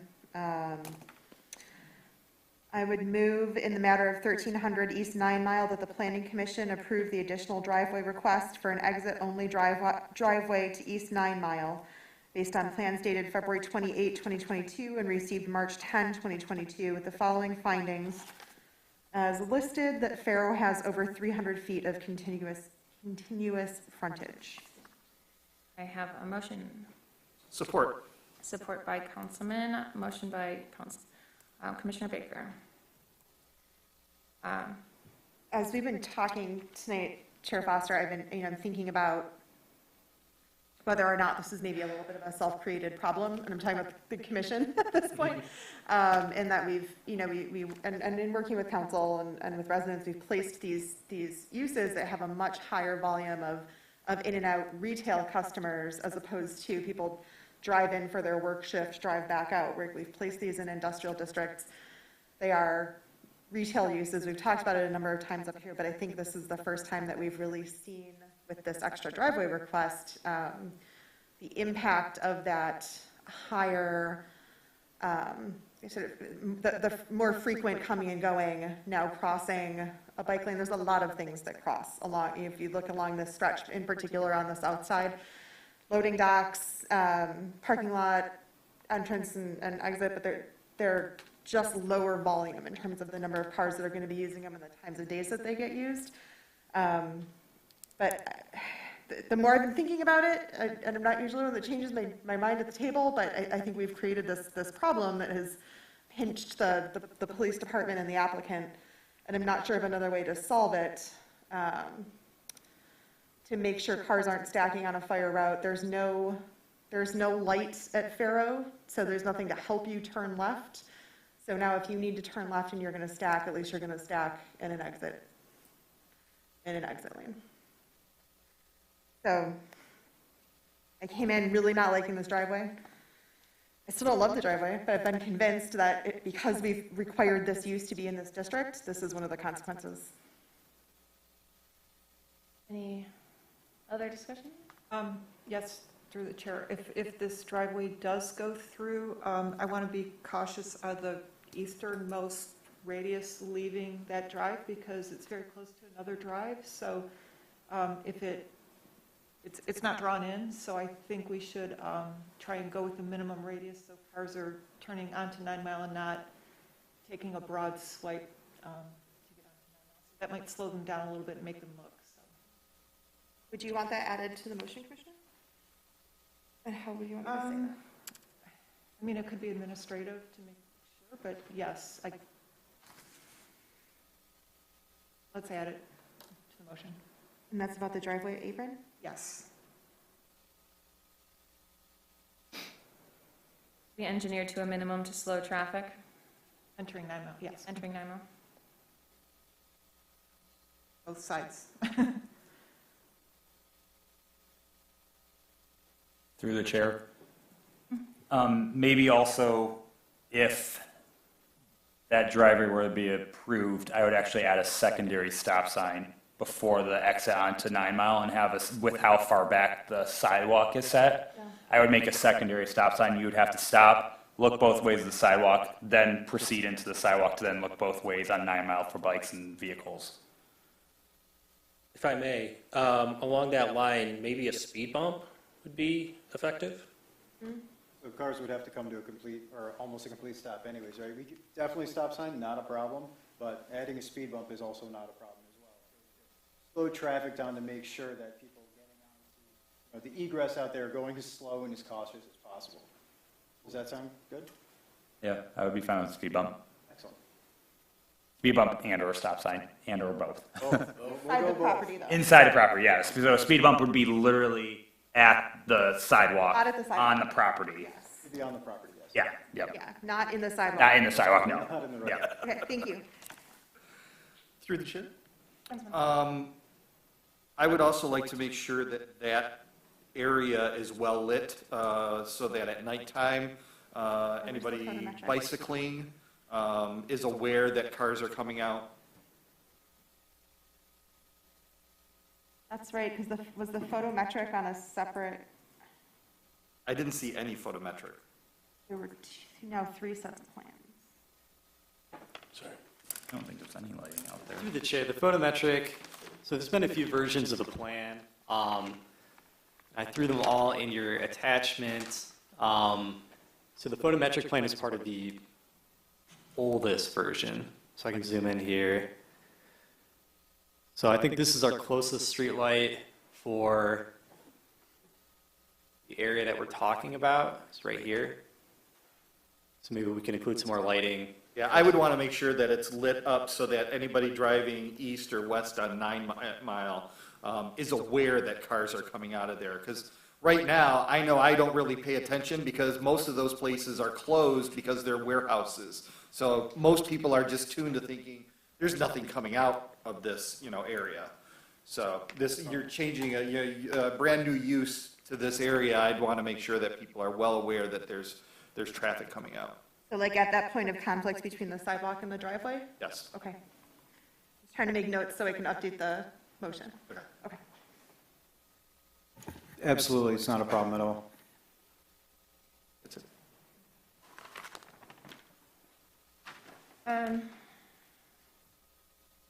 Well, actually, I don't think you put any ground signage, correct? So there would be nothing blocking someone driving, eastbound, that a signage would block someone from seeing that driveway, right? There's no ground? Okay. Nothing's proposed. Mr. Foster, do you want me to update the motion with these? I think I've got 4 conditions. I have further discussion. Thank you. So, just to your comment, Commissioner Baker, about the use, and I do agree that we should certainly further look into these retail uses in these industrial zones, as they are, providing some conflicts for us to work through and for the applicants, which are not necessarily fair. However, I think that if this was even in a C2 or a commercial district, we would want to limit the access on 9 Mile. I don't think that the industrial district actually changes that. And that this driveway is in conflict with our traffic management plan and traffic management safety guidelines in general. And especially having recently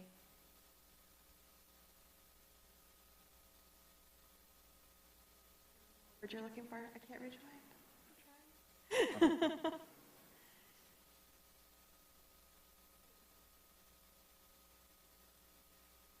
I will, excuse me. Yep, do you want a sec? Thank you.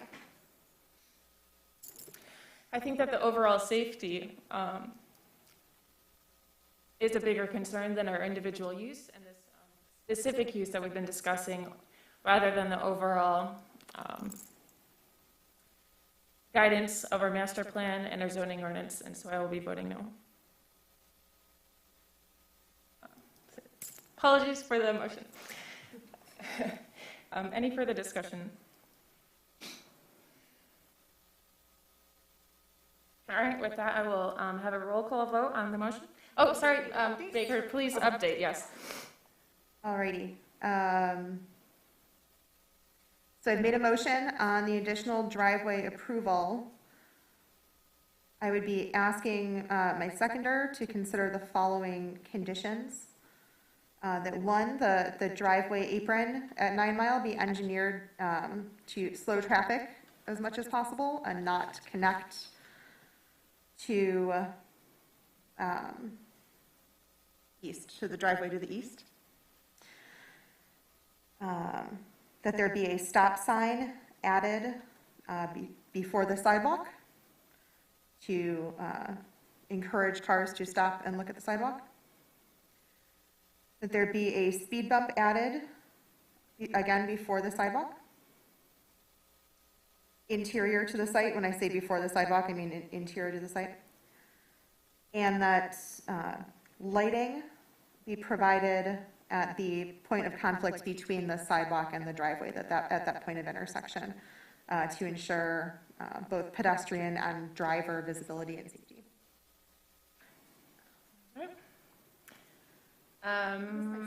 Azar. Wait, did you second?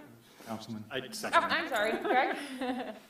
You approve? I approve the amendment. Thank you. And with that, Kyle. Oh, sorry, Kyle. Do a roll call. A roll call vote. Going across the dais, Commissioner Hagfors, Yes. Azar, Yes. Baker, Yes? Foster, No. Showalter, Yes. Brazen, Yeah, yes. and Polika. Yes. The motion passes. Thank you. Thank you very much. Thanks. Oh, Oh, you've one still got a more. site plan, hold on. That's right. You have a driveway right now. Hang Yeah, you have a driveway. hang with us here, all You right. have, Than what we have right now. Yeah. There you go. I believe we have some potential additional conditions to the motion as provided in the packet that might be in regards to entrances along 9 and Pharaoh, the pedestrian entrances, the pedestrian walkway along the east frontage, the photometric plan, and then the conditions per the waiver to be incorporated. Were there any others that I may have missed? I had a note about enhanced 9 Mile landscaping, but I missed the one that you mentioned, Chair Foster, about, there was, it ended in inquiry, I missed one. Whatever the last one was that you said. That was just from the waiver. I thought we should incorporate the waiver conditions into our site plan approval. I did not include any landscaping. I know. Is that what you said? Got it. So include the driveway approval motion conditions? Is that what you meant? Yes. Okay, I got it. Oh, and through the chair, I was the one that had the landscaping improvements along 9 Mile. Due to the transom windows, which again is, since they're not doing all the entrances, that will really soften that a bit. When you say landscaping improvements, what, we're Like more additional, like right now they just have trees, like maybe use some shrubs or something similar to how we had another applicant do it. Given our most recent discussion about the entrance and bikes and visibility, we should probably keep that as open as possible so people can see what's coming. Well, I'm thinking mainly just up by the building. Like it doesn't have to be like a big bed in front, but just have it be something up by the building other than just 2 trees and that's it. And then you just have transom windows, which is what the plan currently is just trees. Okay. Okay. You and I were on the same. Yeah, I see, like you're creating blind spots if you do too much, I get that, yeah, yeah. I will try a site plan motion. I would move in the matter of, Apologies, before you do that. With the 9 Mile drive and the circulation as stated with those parking, I believe we might also be looking at moving the waste end to line up with that entrance along Pharaoh. thank you. Good catch. Apologies for missing that.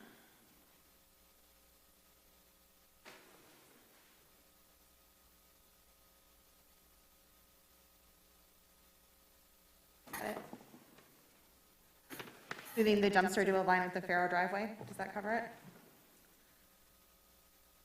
Was that the intent? With the Pharaoh drive? Yeah. Yes. Okay. I thought there was one. And I think that the applicant mentioned they were considering that already, based on flow. I do believe also that our site plan review by city staff did mention that fire had reviewed, but I would just want to add that that final site plans would be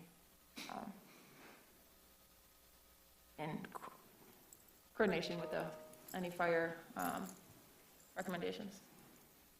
I believe we already include police and engineering. So final site plan to be reviewed by fire department? Just our typical wording. Through the chair, the fire didn't raise any major issues. They just had standard comments of, having a Knox box and emergency shut off for electricity and hydrant coverage. And generally those get handled as part of the building review. I think typically we just include a condition that says that the final site plans will be in accordance with the fire, police, and engineering comments. I think finding number 1 might cover it.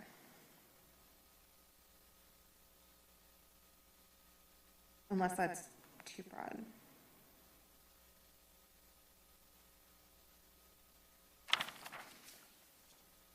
Finding number 1. Okay. Is it too broad or?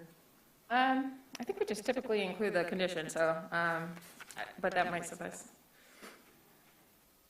Yes, I think that would suffice, the finding number 1. Okay.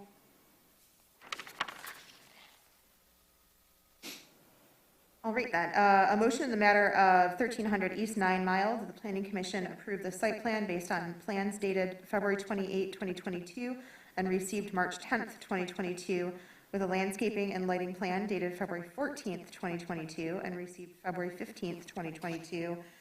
Do I also need to name, and a site plan, an architectural site plan SP 100 updated 3/15/2022? Through the chair, that is correct. Thank you. Or we just need to change the February 28th to March 16th. But I think there's still some parts of that February 28th plan that are relevant. Okay, 28th and 16th, Because yes. there was photometric and something else. Oh, perfect, yes. With the findings as listed and subject to conditions 1 through 8 as listed, the additional condition number 9, the addition of 1 9-mile pedestrian entrance and 3 Pharaoh pedestrian entrances to ensure both buildings have pedestrian entrances on their primary frontages. Does that suffice, Krista? Finding number 10,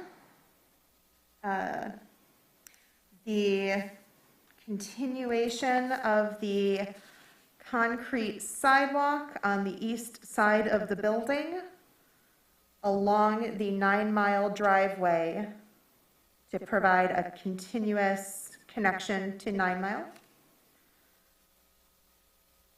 Number 11, enhancing the 9-mile landscaping close to the building to break up the building wall, but not provide a sightline problem. Number 12,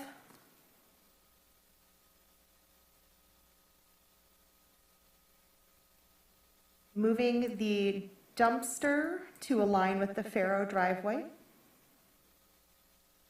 And number 13 would be the inclusion of the conditions already enumerated in the additional driveway approval motion. And Thank you. That is a motion by Commissioner Baker. Do I have a? Did I say 12 twice? 12 twice. Well, we had 13, so. Good. There are 14, did I miss? 13. I thought Commissioner Schultz was this.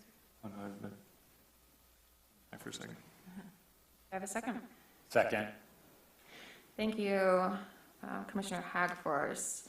Again, that's a motion by Commissioner Baker, second by Hagfors in the matter with the plans based and dated February 28th as revised March 16th and received March 10th and 16th with a landscaping and lighting plan dated the 14th and received the 15th. I believe that is in line with your requested. And the discussion, are we discussing? Yes. Okay, I was looking at the landscaping plan, it was one of the things about the understory trees underneath the power lines, was that something that was addressed? Because. Oh, no, it was not. What is the issue? Well, because my thought is bicyclists are going to be flying to the drawing north. And if there's understory trees underneath here, it will limit the driver's ability to see bicyclists who are driving up if there's understory trees Along 9 Mile? along 9 Mile. And so I would, if it were me, I would probably remove those trees, so to increase visibility of anyone who might be coming, especially since we just we're talking about that driveway. Is there flexibility in their planting requirement to remove that many trees? Don't know. Kyle, would that require, if we were to request that they remove the trees along 9 Mile, would that require them to put in funds to the tree fund for not placing those trees as required by ordinance? I think we can waive the tree fund. Could they put it on the south side of the property where there's a ton of open space? Fill some of the empty space with trees. Yeah. Yeah, through the chair, ultimately, they can be relocated to elsewhere on site, or they can just pay into the tree fund. But if we're requesting that they remove something, Yeah. can we waive the contribution for those 5 trees because we've made the request? If I may, I mean, I think we'd be very amenable to putting some trees in the back kind of green park area by the retention ponds. I actually think that would actually help with water issues, so that could be a win-win potentially. So, I mean, to be clear, there are some trees over in that area already. Yeah. I mean, the applicant, would you be interested in relocating these trees, or? Yeah, they're talking about these 5, because I think they'd be too low. We can move them wherever you want. We could do another row in the,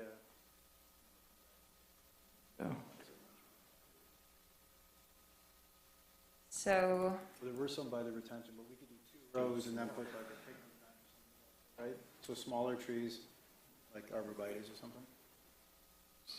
so the request from Commissioner Showalter is that due to the overhead power lines along 9 Mile, that the 5 street trees be removed there to provide increased safety from potential traffic moving out of the driveway on 9 Mile that would prevent bikers to be seeing those cars pulling out due to that style of tree because of the overhead power lines. So that if the applicant is amenable to moving those 5 trees to another location on site, that would be wonderful. Through the chair, I'm not fond of removing those trees. I mean, I really believe that they help the greening of 9 Mile, which we have very little of. And I believe that adding all of these stops and speed bumps and everything forces that driver to pay attention to what's going on. It's not so much about the driver, it's about the bicyclist who won't be able to, who potentially may have a hard time seeing the driver, possibly. Well, and if the driver can't see the bicyclist as well. What about just removing at least like the They have a tree sight closest? line. Yeah, Yeah. remove the tree closest to the Yeah, the lane and then just relocate it in the back. So you still have some trees, but then you're taking it. As long as it's within a, whatever. Yeah, that industry very first- recommended Yeah, Tree. so just relocating the one tree farther back on the property. Okay, so condition number 14 would be relocate the easternmost 9 Mile Greenbelt tree? Yep. 9 Mile easement tree?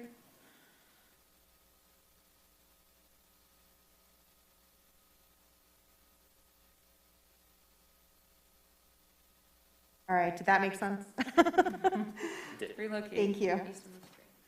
9 Mile easement tree on site, okay. Any further discussion on the motion? There are now 14 conditions. Commissioner Hagfors, were you my seconder? Yes, Did that make sense to relocate the easternmost 9 Mile yes. on the site? Okay. Yep.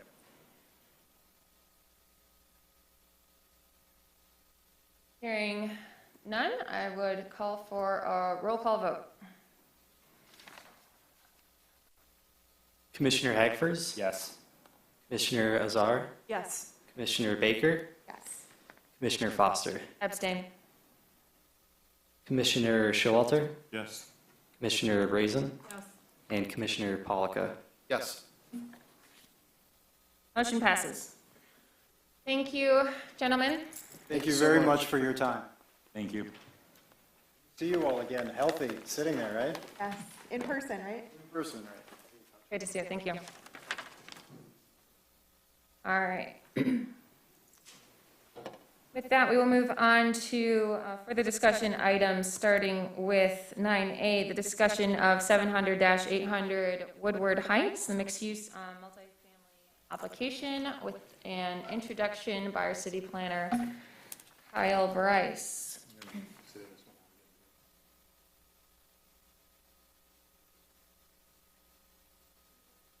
Do you want a break for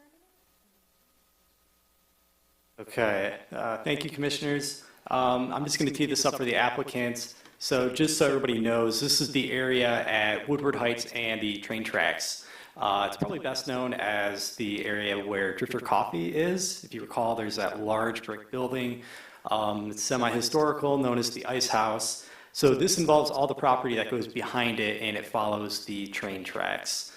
So we do have, looks like Jason and Robertson Homes to talk us through this project.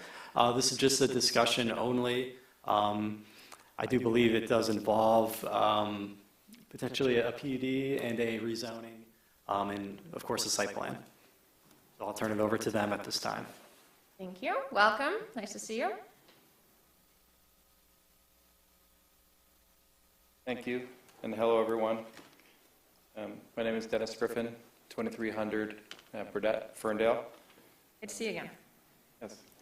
We're the property owners, and we've assembled a team who I'd like to introduce first.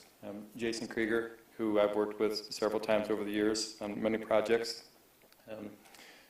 Our business is generally adaptive reuse over the last 10 years. We're not core large housing developers.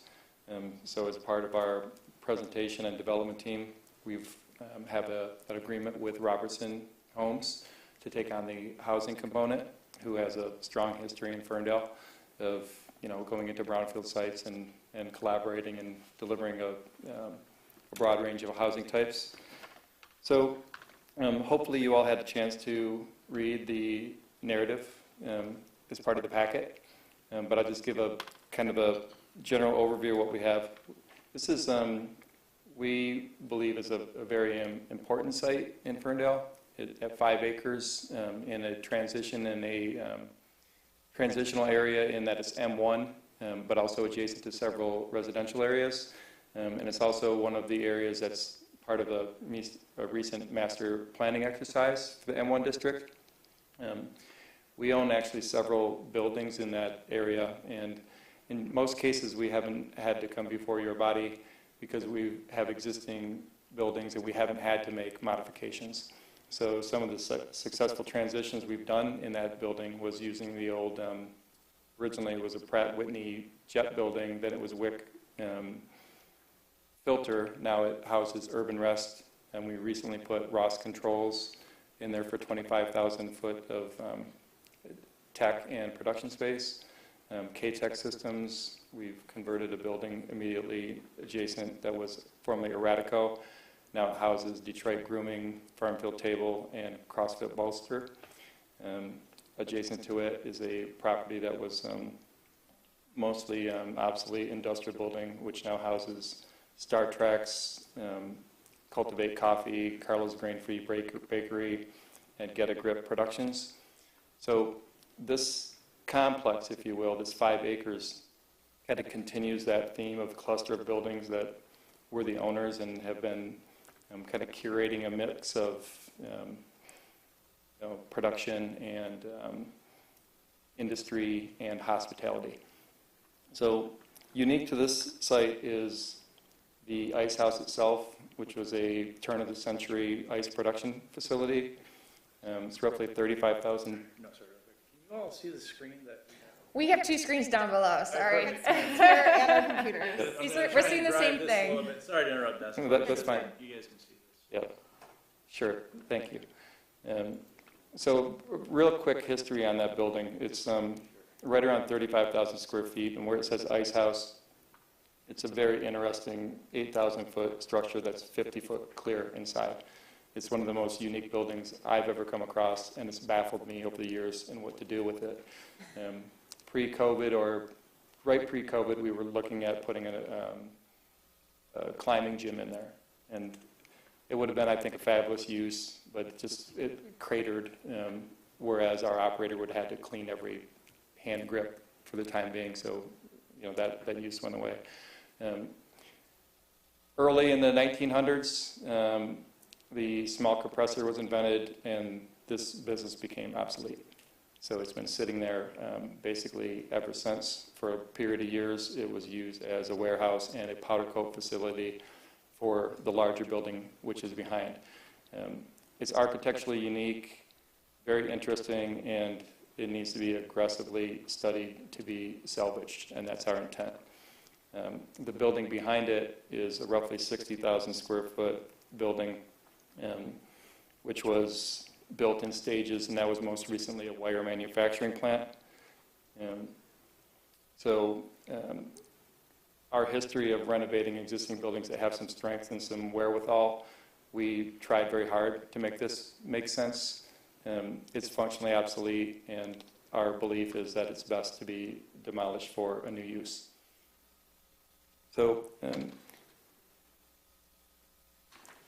in general, we want to approach this as a PUD, 5-acre site with a true mixed use of hospitality, event, some education type uses.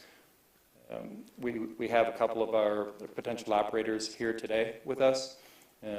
And again, it's generally small business is what we support, and that's what we intend to put into this building as much as possible. And then redo the entire site with appropriate infrastructure, and then introduce roughly 100 units of workforce type housing, where the large building would be demolished. So going through sections today, I will bring you through our idea for the ice house component, and then I'll turn it over for Tim to explain the housing component, and Jason will be here to help us all work with the geometry. Flip the slides. Yeah. I'm gonna flip the slides. But it's really, we're proud of our team in that Jason and his team, they work on the smallest, most intimate spaces, but also, more community planning over the years.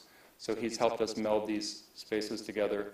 And then from a design architect standpoint on the ice house itself and the placemaking, he couldn't be here today, but he's Tony Reiner, and he's was brought up with Rossetti Architects, doing a number of large, really stadium-type, entertainment type spaces, but he's from Ferndale and Detroit, and he really has embraced this location, and he, on his own initiative, has held focus groups inside of the ice house, bringing in stakeholders to get kind of a feedback of who might be the right uses, and then getting those kind of external factors put together. And again, we're real estate developers. We don't operate the buildings. We advance the spaces as much as we can, and then our operators will come to you if they're required to have a special purpose certificate. So we make the general space, and then our operators and clients, personalize their space. It's happened with Drifter, it's happened with Urban Rest, it happens with Farmfield. They are the personality that makes the city continue to tick. Great, thank you, Dennis. So I'm going to stick close here and try to explain with my eyesight. So this will show the northern portion of the site, which is the overall ice house. And then you can see Drifter Coffee, which is the white former way station security station in the overall project. Now we start to compartmentalize the ice house itself a little bit. In this instance, our studies show us that we should be editing out a portion of this building to make way for more expansive green space and connection, kind of two front door type of configuration, which we've used oftentimes.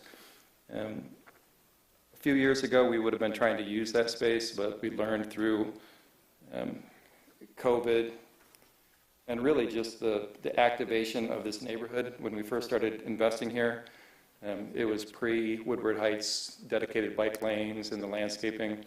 It was not a lot of action. Now it's really quite a incredible gathering space for the community. So we're proposing to deconstruct this portion of the building, which is the hardest hit out of the entire building as well. The next stage shows kind of a couple of the planned uses Kyle Trombley, that space here would be her event center, weddings and corporate events. She was before you in October of 2020 to present a discussion session for her business, which would have been in the rear building or this building. And this is the space now that she started to design with us. She's basically a standalone component, but also includes a dedicated open space, which would be a trellis or tent type of configuration, based on her design. Hers design is pretty inside of a really kind of strong rustic type of building. It's been done successfully all over the place, and we really like her style with it. Paige is here as well. Paige is an operator of, when she comes for her use, she'll be able to explain it more, but her use is more of the kind of show bar, arts, oddity type of space.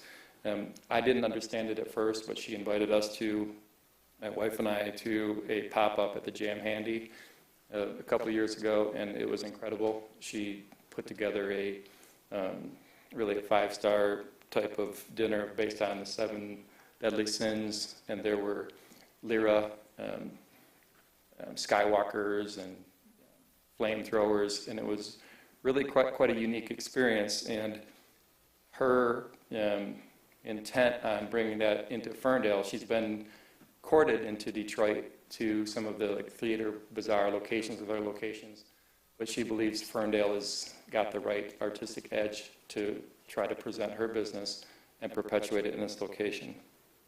Great, and Dennis, I do apologize because I really love the detail and our dedication to the unique businesses, but I do want to make sure that we have enough time to really get into the more details that you might need to move this forward. So apologize for. No, that's fine, and I think that's probably enough, because as we get to some of the situs and these things going on, those are some of the example uses. The rest of them we don't know for sure. So we want to have the space be open for continued uses of the clients we've brought to that area over time. Sounds wonderful. So sorry about that. And then this, you'll see a quick aerial that shows the area that's deconstructed, which is really turns into quite a massive open space. And we've learned some of the design ideas there to have what we call these love shacks. These are 10 by 10. We'll call them love shack. What's that? Tin roof rusted. I'm sorry. Sorry, I lived in Ferndale for a long time, when we used to have a deja vu. So. Yeah, so those are intended to be pop-up to permanent type of spaces. Drifter was a pop-up, Whimsical Whim was a pop-up, Detroit Grooming was a pop-up. This is just some more of the general detail of the building configuration advanced for circulation going on. And then these are some examples of the potential adaptive reuse and beautification of the ice house. This is Drifter Coffee in this location, getting some appropriate fenestration and soft light into the space. Some more advanced schedules of the open space. This is directly behind Drifter Coffee, which would be visible from Woodward Heights. This is Kyle's open space next to her venue. This is just what we call the alley. There's a connection through this alley that would connect with Drifter's current patio space, so there's a continuation. And then the overall site plan, which transitions into the housing building, which we call the edge. So with that, I'll turn it over to Tim. Thank you. Normally, Welcome, I don't Tim. talk that much, but that was kind of fun. We had all those great details. Thank you. Makes sense. Well, hello again. Tim Lochran with Robertson Homes. Wow, it's been a minute since we've been in front of you for the Wilson Park Village and Parkdale Towns developments, which, by the way, we couldn't be more proud of. We really think those have turned out great. Certainly, a lot of you had a lot of impact and decisions that were part of those communities, and we think they turned out great, and hopefully you all feel the same as we do. So we're very happy about that. So I don't just say that to talk about how amazingly awesome Robertson Homes is. You know, I think it really kind of gets to the point that we take a lot of time and effort and energy in looking at a particular site and what, you know, might not be on face value what people could envision there. So I think Parkdale Towns is a great example of that, and that's really who we are. We look for sites that are walkable, that really have a relation to other uses in the area. This is what I've coined the term. I'm sure it's been coined before, but horizontal mixed use.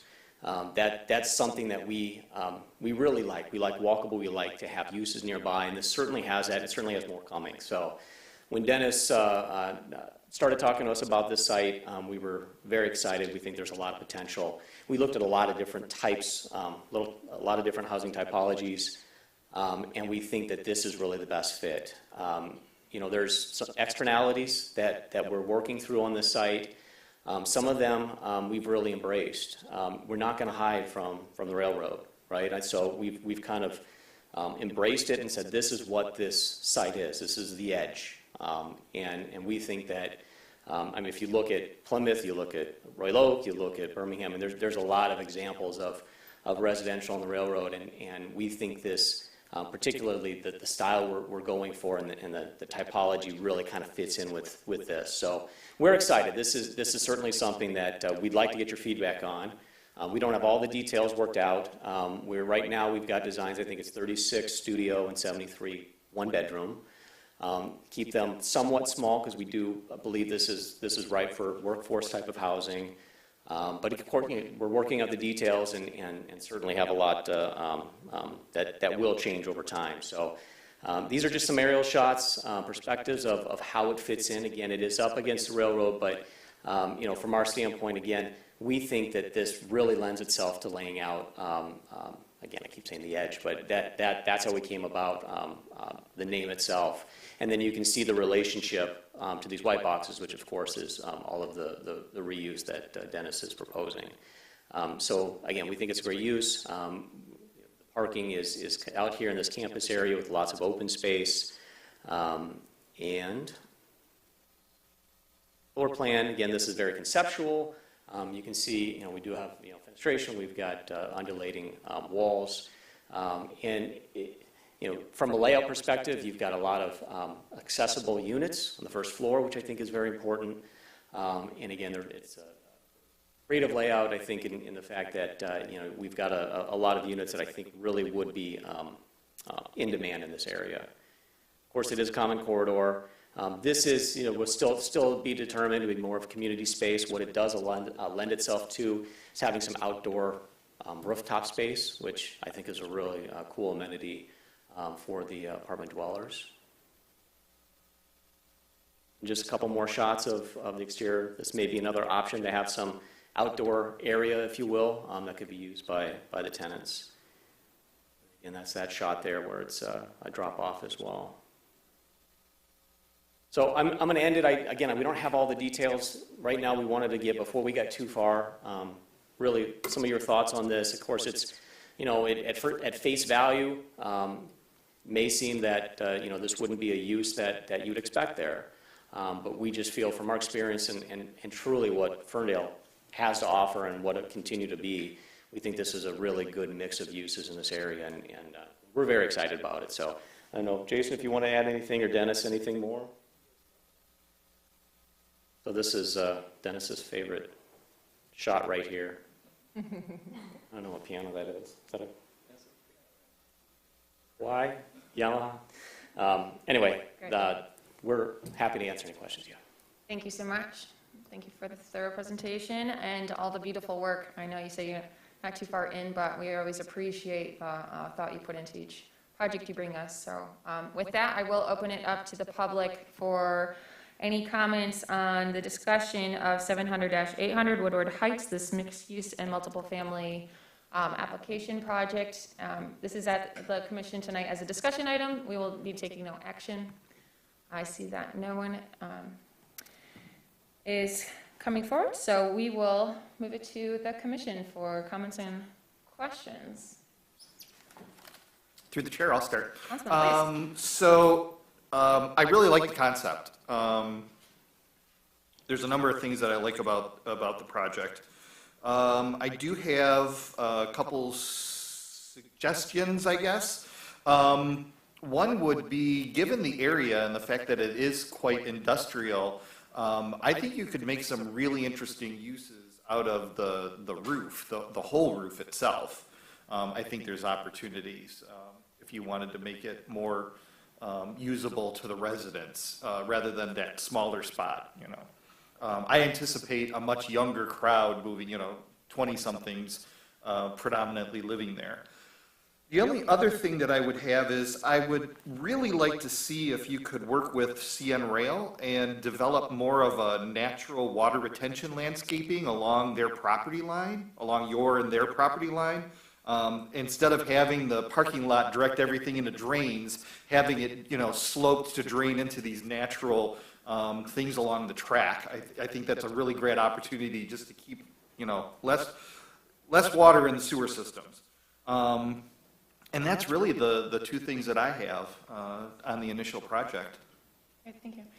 I forget if it was already mentioned, but I believe that this would be a PUD if we move, as we move forward. Is that correct? Yep, correct. So that could be a potential public benefit in working with the railroad. However, I know that it can be quite difficult working with the railroads. So, quite the swing there, but They gave us silent crossings, so yeah. most of the time. Yes. Which actually is one of the convincing reasons for this site as well. I mean, to feel the train a little bit. It's kind of interesting without the horns. It's nice. It's a good job for that. We're thankful. Through the chair, I've got a follow-up on the rezoning and the PUD comment. And hi, Dennis. I know you've been here for a long time too. Sorry about my outburst about the love shacks, but I know you've probably been here as long as I have and remember the other uses we used to have in Ferndale in the 80s and 90s. So sorry, my brain went way back. Oh, Tony named them, and he's not here. So, So we are we're talking about a PUD and probably a rezoning too, because I don't think any of these uses are going to fit with M2 as an underlying. So I'm wondering is the mixed use too, and maybe this is a Jason question, not sure, or maybe even a Kyle question. Is MX2 kind of what we're leaning toward as a rezoning? I think this is actually M1. So Was it M1 or M2? I think under M1 we hit most of the uses. I don't think we're going to hit the residential and the restaurant under M1. Yeah, through the chair, I think that is correct. Okay. I assume there's been some kind of conversations with Jordan, so I can check in with that. But I was looking at the ordinance while the presentation was going on, and I was kind of leaning towards the mixed use too. Yeah. It did seem to check all the boxes, and I will certainly double check that for the applicant. The only thing that really popped out at me was the banquet hall, because that does require a special land The use. special land use for banquet hall, I noticed that This too. is something to keep in mind. Yeah, but you'd have a lot more flexibility on your restaurant uses and your residential in the MX2 as opposed to the M1 as it being your underlying zoning. It would make your PUD rationale more straightforward. And I failed to mention that one of the intended uses in the ice house would be a food hall market concept. Yes, I saw that in your write-up. Yeah, I think that would, because we, interestingly, and Jason knows this, had a potential food hall come and talk to us recently that wanted to be right in the middle of the M1, not too far from here. A lot of the feedback that they got was that it was just the wrong location. It wasn't on a main thoroughfare. It'd like to try to consider a rezoning to make that work in the middle of the M1 it just, for a lot of reasons, wasn't going to work. But this feels like now exactly, if you wanted to do a big mixed-use PUD that incorporated a larger restaurant component, like a food hall, this in my opinion, makes so much more sense as the site to do it at than the one that we saw a couple weeks ago. It wasn't yours, it was someone else's. But when I saw this tonight, I texted Commissioner Brazen and I was like, hey, this is your neighborhood. What do you think about the food hall?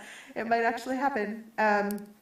Because if it's a rezoning to MX2, understanding that banquet halls are a special land use, I wonder, we don't need to answer tonight, Kyle, but I'm just wondering if we would even need the PUD, or if it can be done under MX. Just to think about as you kind of It is something to think assemble the about. uses. I would imagine the PUD comes to play with some of the dimensional requirements and changes, so maybe that's Yeah. why it's been pitched. That's actually my next question is about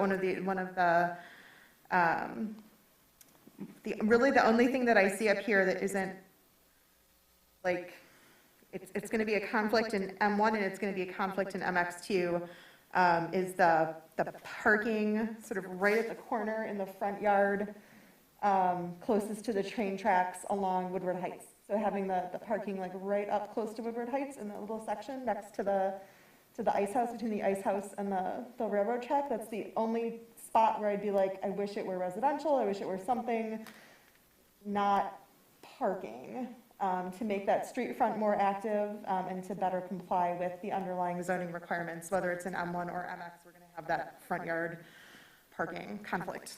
Yeah, So that was the only spot that I saw that there might be a issue.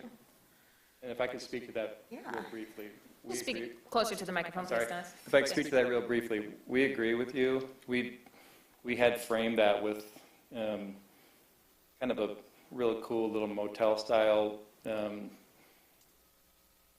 residential use, Uh-huh. but it's riddled with heavy DTE easements. So Okay, I wondered what was Yeah. going on at that corner, whether it was pollution or train easements or DTE yes, or, so okay. DTE has right in the corner is one of the last stanchions in that run for the high power lines, and Got then there's it. 100-foot easements, so we're really restricted from putting any structures in that whole section. Understood, totally understood.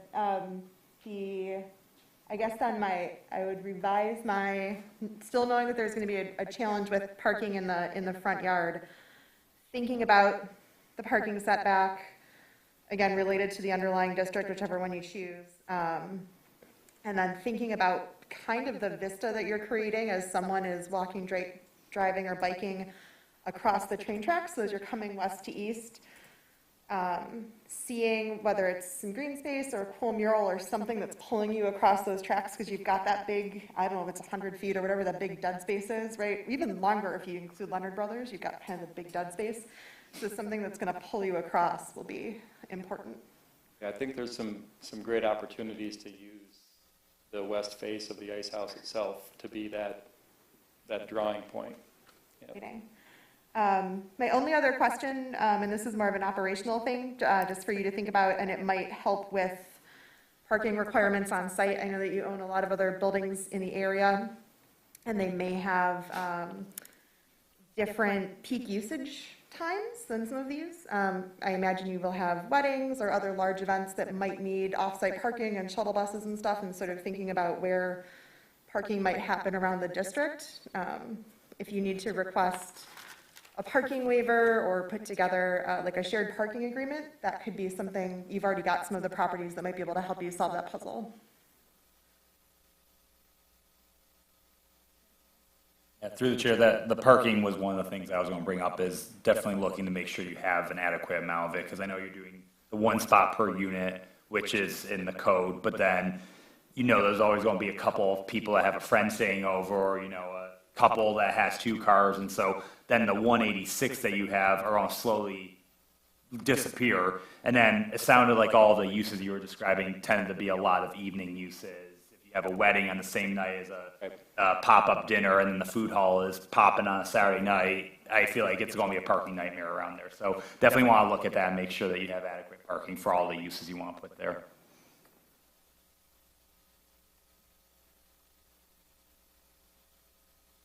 Through the chair, Ken.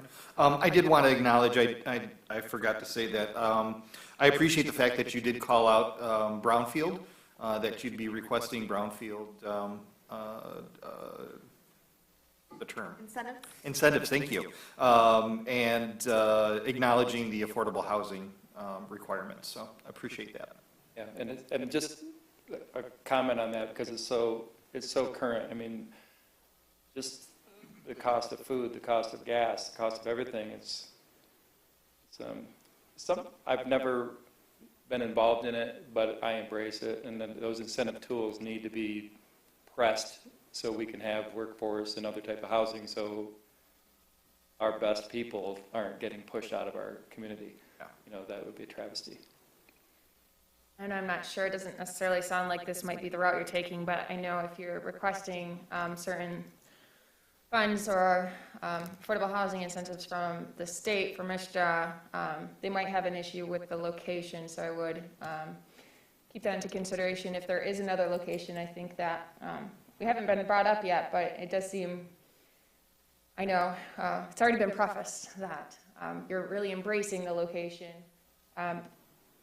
But to me, it does seem a bit of an odd choice to locate right along the railroad there. Yeah, I feel like we see them in Birmingham and Royal Oak. Yeah. Well populated. Yeah.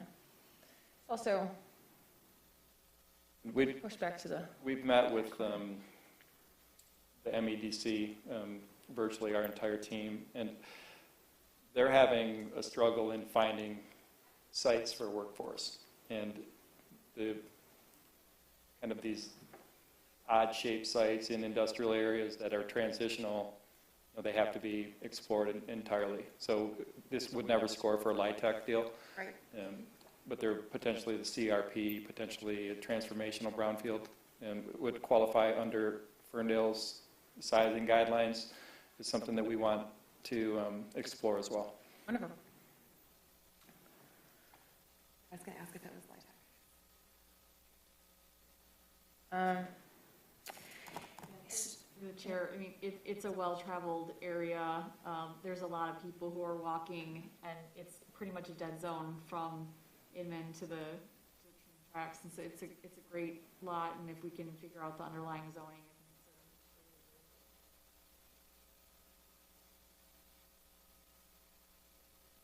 Through the chair to Commissioner Brazen, if they're having additional focus groups, do you want to volunteer? I absolutely am available. Commissioner Brazen lives 2 blocks away, just FYI. That would be wonderful. Yeah. Less than 2 months away. Sounds like path of least resistance, depending on the overall final kind of project, would be a rezoning without the requirement of a PUD. However, if that's not possible and we have the PUD, we have mentioned potential public benefits of the mitigation of stormwater retention along the railroad, as a request from Councilman Polika. I think housing is, affordable housing rather, or workforce housing is certainly something that the City of Ferndale has as a goal, and the Commission would certainly see it as a public benefit. I did want to mention that I would be cautious of using that if it is contingent on incentives, and if that is the case, then to supplement with other public benefits that would suffice to earning the PUD. I'm not sure if you had any. I know there's a just a great overall renovation. That's not the word I'm looking for, of the site. Great renewal and some beautiful proposed updates to buildings and reconstruction. So I think that's certainly a benefit, but providing some of these green spaces, et cetera, I don't know if any commissioners, sorry, apparently it's getting late, have any other suggestions and what they might be looking at if we were to receive a PUD.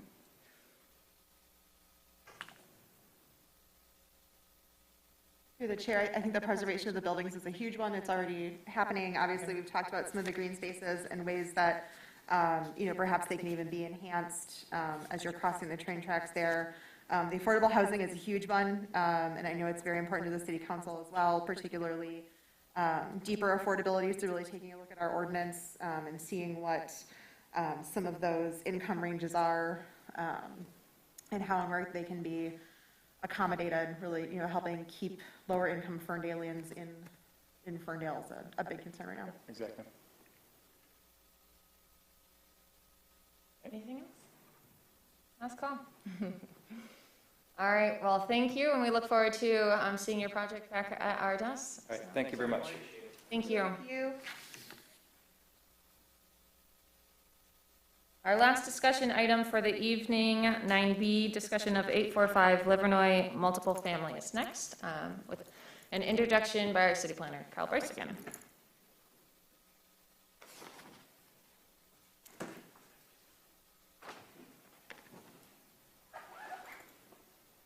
I did see a couple commissioners had to step out. If anyone wants a break, just let me know. Rally through. We're good. Thank you. Cool. Thank you, Commissioners. This is our last item, 845 Livernois. This is discussion only. Just to set this up, this project, we've met with the applicants and we've talked through it. It's an existing two-story building on Livernois, on the corner of Livernois and Alberta. It's an office building. I believe it's been vacant. So the applicant is proposing to rehab it as a multifamily. They're also proposing a three-story addition. So if you look at this east elevation, this is, if you were standing in the middle of Livernois, which I would not advise, but in looking at the building, this on the left-hand side, the south side, is the proposed addition. So they would have parking underneath it. And that's kind of the basic of it. One of the main issues that we're bringing it here for you tonight is the parking issue. I know that's something we're always talking about. Right now, what we're looking at is proposing 20 units. So with the ground floor requirements, the upper floor requirements, and the guest parking requirements, we're looking at 26 spaces that would be required. It's kind of a tight space, so I think they've been able to come up with 15. So part of why the applicant is here tonight is just figuring out what we can do about that, how we can get to the requirements, options that exist in the area. And with that, I'll leave it up to them to talk further about this project. Thank you. Welcome. Thanks for staying with us. Thank you for having me. Scott Kelly, Fusco Schaefer Pappas Architects, just right down the corner there. I'd like to take the opportunity to thank you for having this project up as a discussion item. What we have before you is an existing building that has been empty for quite a few years that we would like to convert over to multifamily residential. The project currently is in the MXD2 district on roughly about 0.36 acres, so it is a very tight site.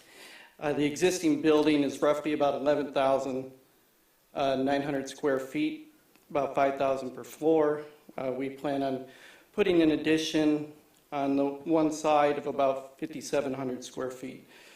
Like I said, the project concept is turn this old building into more of a boutique-style apartment development.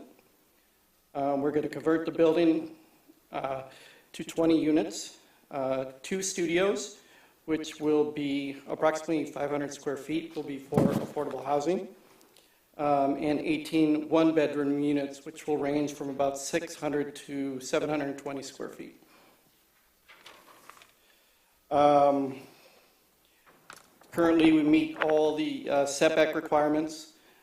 We meet the requirement for open space. We do have 10%. We're actually providing 14.5% open space. The third floor, or the roof, will have a roof terrace amenity for the residents, and we will also be providing bike parking for the facility, as well as on the parking we do provide, we will make sure that we also provide a certain percentage of electrical hookup for electric cars. As Kyle had mentioned, we're required to have 26 spaces. We were able to get 15 on site. However, when you look at the surrounding area, on the street. We have roughly within 500 feet. We have 24 public parking spaces available, 3 of them directly in front of our building and 4 across. As you do a little research on the site, currently this site has a walk score of 74. It's a very walkable site. Those are things that when we provide, do LIHTC submittals and MISTA submittals that we do quite a bit of in Ferndale, those are good scores. It's got a bike score of 85, which is also a very good score. And mass transit is within a half mile. Obviously, we do not have the parking availability on site, but our owner is also talking to owners across the street to be able to obtain access to parking in off hours from 6 at night to 9 p.m. to come up with a shared parking agreement that we would be able to provide the additional parking when it's most needed for the apartment complex. We've also done a little bit of photographic analysis of the parking in different parts of the day. It's relatively pretty empty. And then at night, we show another couple of pictures of surrounding area in terms of parking and what could be available. We understand that we are definitely short on parking, but we feel it is a good development for the city of Ferndale, and that we'd be energizing a part of Livernois that hasn't been energized with residential, and we think it would be an excellent project for Ferndale. Thank you. Thank you, Scott. With that, I will open up to any public comment on the matter of 845 Livernois. Seeing that there is none, I will bring discussion to the commission. Any comments or questions for our applicant? Commissioner Showalter. Yeah, asking for a 11 space parking reduction is big. That's a lot. I would consider like a waiver of like 3, because you have 3 spots right in front of the building, and that makes sense. But you're asking a lot of the surrounding community to bear the burden of your development, and I would have a hard time giving you this waiver or voting yes on the waiver unless there was some like pretty good shared parking agreements, but if you're able to solidify those shared parking and you were able to get at least 11 minus 3, 8 spots in your shared parking agreement, I'd be more willing to consider it. But without those, I don't think I would be able to vote yes on this. Through the chair, I concur with Commissioner Showalter. These are going to be market rate apartments, and even in the comments it says that they're going to be contemporary and high-end in nature, and that to me says you're probably going to definitely have people with vehicles, if not 2 vehicles. So I would really be concerned about the parking issue. If it was, if there were some affordable housing units, something that was a give, I could consider a different opinion, but at this point, I don't think I could consider 11 space. 2 of them will be affordable housing, which is 20%. Through the chair, yeah, can you expand on what you mean when you say affordable housing? To the income rates of what this affordable housing requirements would be. Inclusive housing. Yeah, well, we have 3 different rates. We have 50. Yeah, so we need more details on that. 50, 70, and 80, I think, percent. Through the chair, yeah, I guess we need more details. If you're going to tag something as affordable housing, what's the AMI target? And how are you going to handle the affordability process with the city? I think I'm on the same page related to parking in general. You have this is my neighborhood, I walk past this building all the time, and I've always kind of like wanted to see big sidewalk cafes out in front of it personally, because it has this humongous sidewalk out on Livernois. And I think that's to your benefit, this big sidewalk, you can really have this great, entrance and really make it look, I would think, pretty fantastic. It's been pretty tired for a long time, so it's exciting that you guys are looking at it. The question I would have, not to revisit parking, I'm on the same page with you guys, but on the west elevation in particular, you're really close to your neighbor on Alberta. So right now it's showing that there's a shade structure canopy, and that if I'm looking at this correctly, on the west side, that the rooftop balcony is not, there's like no sound screening or anything. I'd be looking for something to help insulate that neighbor, that residential neighbor on Alberta, a little bit from sound. And then as we look at landscaping and other, if we move forward to a site plan, you've also got, you've got balconies on the west elevation, looking right at that neighbor again. So I'd want to see where those balconies are in relation to your neighbor's house, their backyard, what are we hanging over here? And is there an opportunity for, I know it's a tight site, but as we're thinking about landscaping and what you can do to create privacy both for the new residents and the existing resident, thinking about how the balconies interact with the neighbor on Alberta will be important in site planning. Are there going to be balconies on Livernois, or is there like an egress issue there or something? Or I'm sorry, not an easement issue. Is that all? Is that Rendering looks like setback balconies. Yeah, I believe there's setback balconies. Oh, they're sunken in. Okay, I see. I understand. So it must be right of way right up to the building then. Okay. I always wondered why the sidewalk was so big there. It isn't anywhere else but at that building. Yeah. That's it. I have looking at your plan, what does TR mean? Site plan? What does PR mean? Oh, next to the dog park? Yeah. TR? To the Trash dog park, fire receptacle? pit. Trash receptacle? TR, you said? Yeah. Okay. I would believe that would be trash receptacle. Yes. Screening trash receptacle. Oh, sorry, through the chair. Commissioner Schulter, that's a good catch. Making sure that the trash receptacle isn't right up against the neighbor's fence will be an important site plan point too. Okay.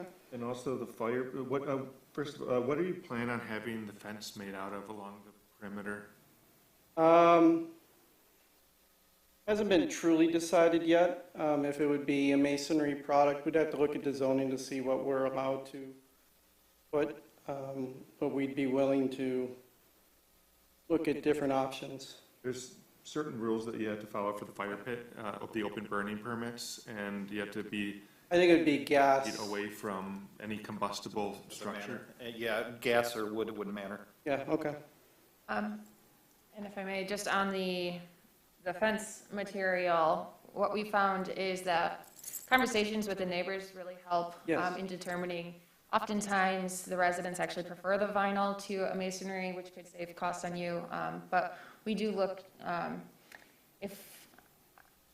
not sure if we would require masonry. It's not off the top of my head what our code requires. If we did and you wanted to switch to a vinyl, we would look to see if you had had any discussions with the neighbors. Also, we might receive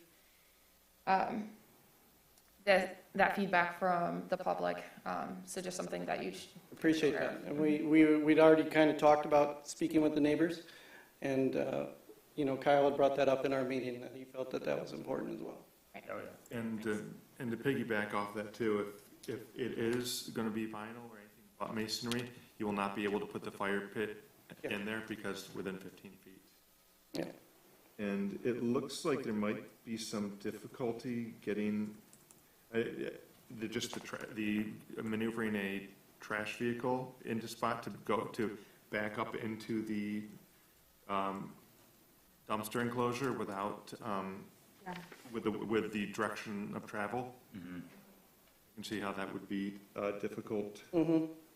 And also, where are you planning on putting all of the mechanical units for each of these? I know it's early, so you might not have that all figured out. Depending if we go with a VTAC system or a split system, that hasn't been decided yet. Okay. Obviously, if it was a VTAC, it would be coming out the wall with the grill, you know, in the split system, we would have to make accommodations on the roof. Yeah, that might be, Those on the units. roof, there might be a connection. Yeah, And that might cut into the rooftop terrace. a little bit, yep. Through the chair, a couple questions or observations. So if they're parking on the south side, are they able to enter the building, or do they have to go to the sidewalk? There will be an entrance through the covered parking, probably through right around in between the two handicap spaces, that they could access the building through there. Okay, I think I would look for something where if they left their car, if they parked their cars, they could move toward the building and across there instead of going into the drive. It's just a preference of mine that to have someone walk through a vehicle drive to get to an entrance. So if that were closer to an entrance point.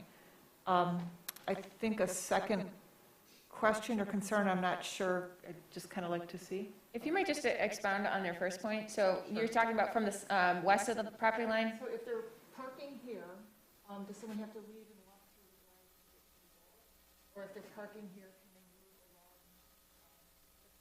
along out? Yeah, they'd be able to move along this route right here and have access at this point right here. That would be something we'd look for promoting. Did that, okay. Another thought. The drive, no, that's fine. The new apron, so it would shift down, and I guess it's kind of a question about, how close is really close to the next one, and does that circulation need any looking at from, I don't know, city engineering, or does it change anything to have two drives right next to each other? And then kind of along those lines, if someone's in the barrier-free spot and they're backing out, are they interfacing with the sidewalk without being able to see them? So trying to get it in and out of that spot, do you have to cross a pedestrian pathway without good visuals? Okay.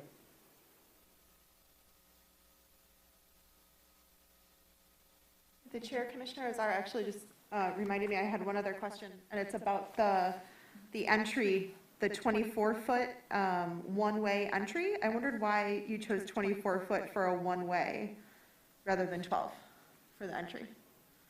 Is that for maneuvering room for the parking, or?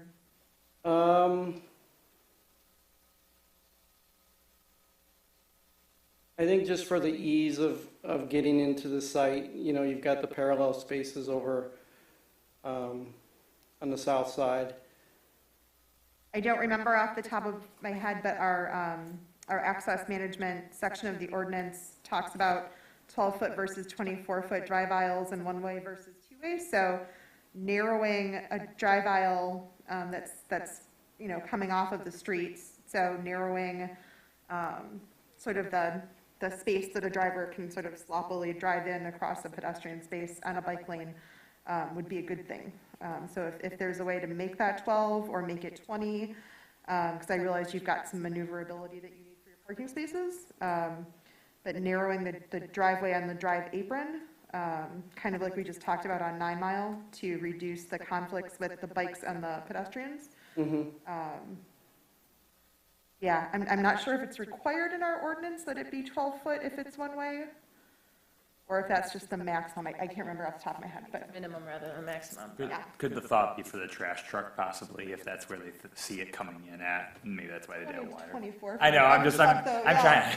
I know, because the garbage truck is turning Because the other around. one's 12 feet, so that's why I was like, okay, well, Truck's maybe. backing in. And, Yeah. And drive aisles for I believe, for circulation, if you have parking doubled on both ways, you kind of want that to be 24. Okay.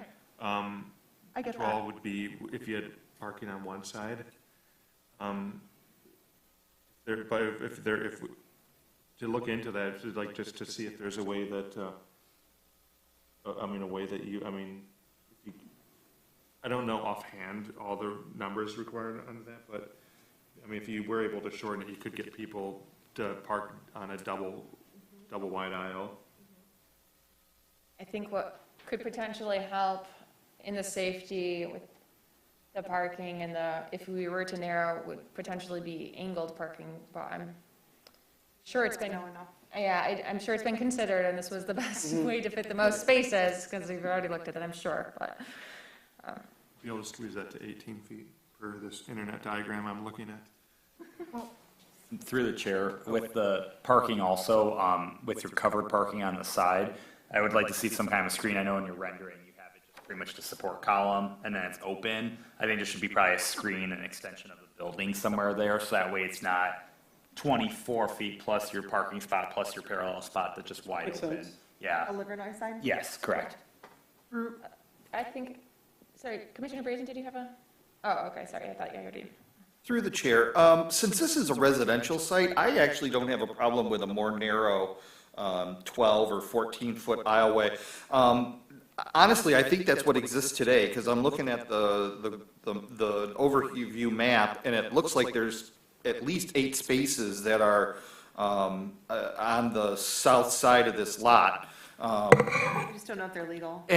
Well, true, well, yeah, but to me, this was an office space, and so you had people coming in all the time. This is going to be residential, so you're going to have people really coming and going twice, maybe 3 times, throughout the day. So you wouldn't have as much traffic flow. So for me, I would support having a more narrow driveway, especially since it is one way, and supporting the additional parking in that area.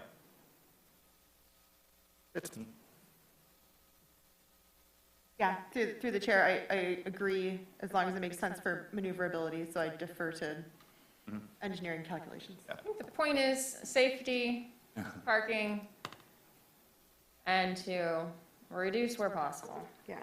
Except the parking, that's obviously the opposite. However, my opinion, going back to the parking, I would not be opposed to a waiver. Obviously, it would be great if we had a shared use agreement. I think that would particularly help try to keep spaces on Livernois free. However, as I live in the area, I know that there is plenty of on-street parking available. And potentially, we could get the city to create some parking solution on Livernois to maintain parking for businesses to help coordinate all the uses and parking. To put a pin in it, 24-224 of the ordinance says that maneuvering lane for a 90-degree parking has to be 24 feet. So it's drawn, it's written in that. So it's as drawn. Got it. Alrighty then. So as we start to look at the site more, if there was a shared parking agreement, that would be very favorable to. Yes. I think close to essential. Yeah, because initially with your proposal, you're saying about the street spots being used as overflow, and that's never the answer. Say, oh, you have 3 spots in front, and you have 3 spots down the road, and then so shared parking agreement would be perfect. Okay. All right. Anything else? Well, thank you very much, Scott. Thank you very much. Thank you.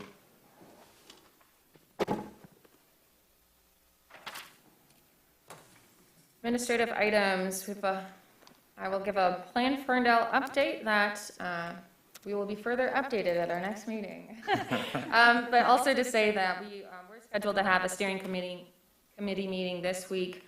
However, it's been rescheduled to a later date. So one of the reasons why I would like to postpone, in addition to our somewhat lengthy meeting tonight, although it did turn out a bit shorter than originally planned. I will just also state that I believe the public input phase of the plan update has I don't want to say commenced, but that phase is over. We will continue taking public feedback and encourage it.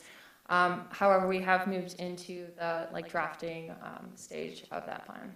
Kyle, anything further on that? No, you're absolutely correct. I mean, planferndale.com is still churning out ideas.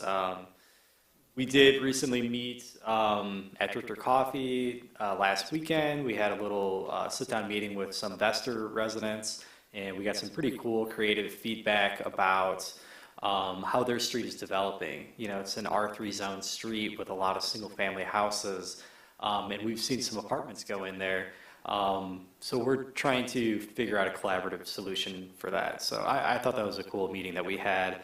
And then as staff, Christine, Jordan, and I went through the draft plan with our consultants. So that is still being edited and created, and it'll be brought to the steering committee shortly, like you noted. Great, thank you. Any further administrative items, Kyle? Should we do the BZA liaison? Was that administrative, or did we say that was under That's commission? Commission. Okay. Item. Yeah, I put a reminder under commission items for that Okay. one. Wherever you guys want to do it. There are no further administrative items. We can move right to that. And we could surely start with the BZA item before moving into our consideration of new meeting procedures, if you would like to. I goofed up. I would really love to be the BZA rep, but I neglected to look at when the BZA meets.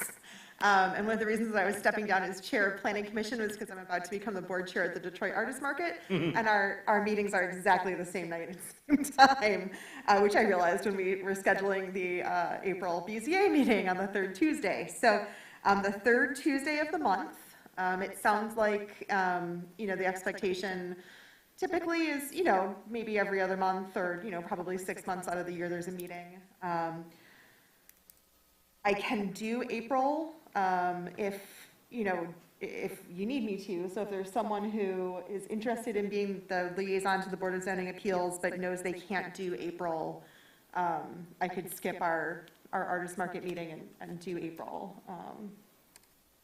Or if they already have quorum and don't need me, then it doesn't matter. But so I unfortunately need to resign my role as the Board of Zoning Appeals representative from the Planning Commission, and I would need to ask the chair to seek a new representative. And I'm super bummed. I'm not sure technically how we do this. I don't know if we need a motion to reconsider our action from the previous meeting, or if you just say you are taking yourself off. Yeah, I think if I resign. I think that will Yeah, be through the sufficient. chair, I think you could just resign and we could elect someone new. Okay. Do we have to accept a resignation? We all agree, Kate. Try that, but I don't know if it's gonna work, y'all. I know that we do have a meeting, or an item for the meeting next month to be, it's proposed to be on next month's meeting, not yet. There's no agenda yet, but for For one of the the items that April we, 19th meeting. or one of the items we saw tonight. What time are the meetings usually at? What time are the meetings? 7 o'clock, I think. 7? Yeah, I believe 7 so. on the Tuesday, the third Tuesday. I Third believe. Tuesday, 7 Or PM. the second. So it's almost always the night before this meeting would be. But every now and then, the way the month works, it's like the week before. So How long are each of the meetings typically? Right. I've Short never of an attended hour. one, so I'm not exactly sure. As the BZA liaison last year. I was for 6 years, and I think the longest we had was 2.5 hours once. Most of them were half hour, 45 minutes. There's usually just one topic that comes up. Last year, I think we had 3 or 4 meetings, maybe, and they were quite short. Yeah, they're And usually quite short. As the BZA, the Planning Commission liaison to the BZA, it is a, what's it called? Non-voting? It's not non-voting, you Oh, can it's vote if voting. you, but it is an alternate? I'm forgetting the word that it is. However, typically, they'll have quorum without you, and alternate? No, I don't think so. Well, I didn't think it was an alternate. I always attended.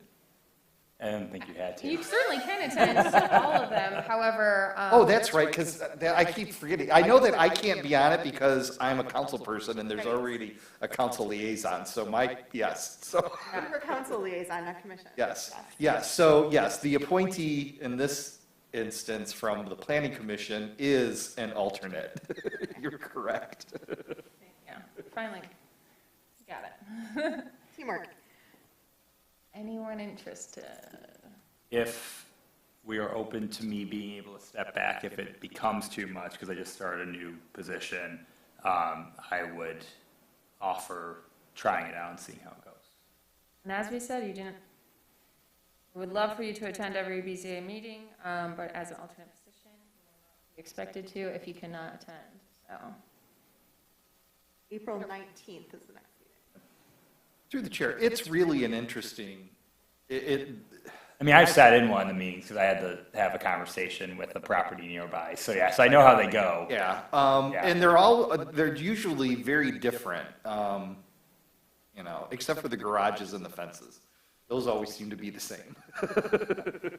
I would nominate Commissioner Hagfors to be the Board of Zoning Appeals liaison from the Planning Commission. Support. That is a nomination for Commissioner Hagfors, support by Councilman, all those. Aye. Aye. Aye. Motion passes. Appointment passes. Thanks, Dustin. Sorry about that. That's okay. I wanted to hang out with Ian.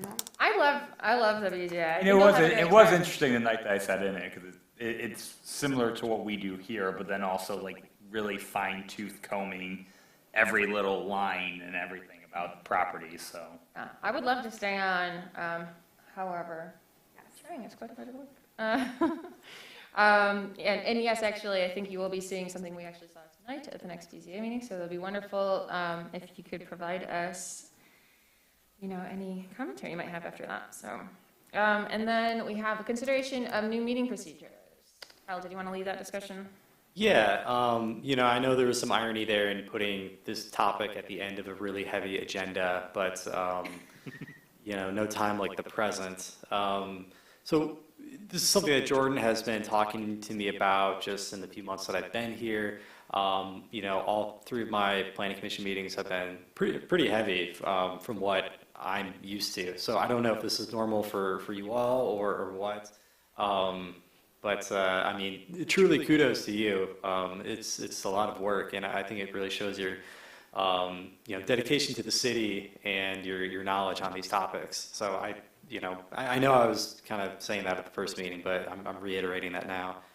That being said, you know, we're just looking at options of what we can do to limit our time here. The first and foremost would be going back to 2 meetings per month. Which, you know, I don't know if there's a consensus or discussion about the preference with that, just getting one and done, or if we try to spread things out. Would you like to discuss each at a time, or do you want to discuss all of them and we can come back with comments? Whatever you prefer, Chair Foster.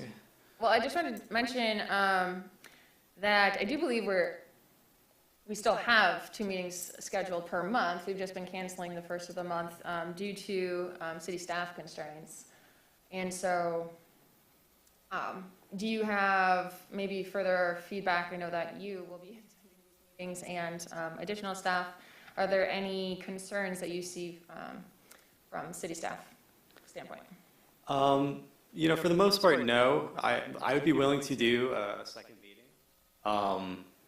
That would be the first Wednesday of the month also, right?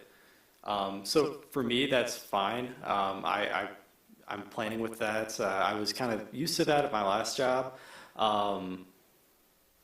I think briefly there's going to be some time where we don't have a new CED director yet, and so I might be doing council meetings also. So everything all at once might be a bit much, but I don't think that would be very long. I only think that's supposed to be partially April and May, and then we will be getting a new director. And I also think the city manager is going to be stepping up at city council meetings now that I'm thinking about it. Yeah. So in terms of staff, I mean, I think I can handle it. Thank you. Through the chair, Appreciate that. that was something that council has discussed with the city manager, is making sure that you're not overburdened with, you know, two big jobs. And so the city manager will be handling some of Jordan's current work tasks, to help not overburden you. So, and I don't know how that's gonna work out, if it's just the council meetings, or if he's gonna be attending these meetings as well, to work with you. I don't know, but let me know if you have any problems, if he's not helping you. Thanks, Councilman. And I know, I do like when it's one a month, but I also don't like when there's so much on the agenda. Sure. But I would also get slightly annoyed if we showed up for one discussion item. So I think that it should be a threshold to reach. It would, like new business always takes the longest because it's a vote and it's a real decision. Discussion items usually are a little bit quicker-ish sometimes. So like, I think that there should be some kind of threshold. I don't know what that threshold is. The Goldilocks threshold? Yeah, Not too like little, not too much? Exactly. Well, and I think that it's just important to be said as well that having 2 meetings a month, I believe I don't know when we started it, but is certainly something that the city has embraced as part of being development friendly and ensuring that we can move development along quickly, because I know that sometimes we do have applicants with time constraints. I mean, they always have time constraints. But we've heard that tonight and in the past, so just to keep that open. But, and I think that there will be other recommendations for the long, about keeping meetings shorter, but any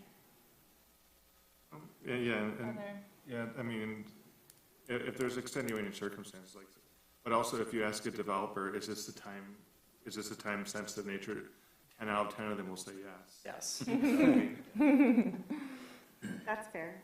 I'd like to ask, I mean, is there any interest in, doing discussion like only on the first meeting of the month, and then doing site plans at the next meeting, or if there'd be an interest in just kind of spreading everything around in general, having a mix?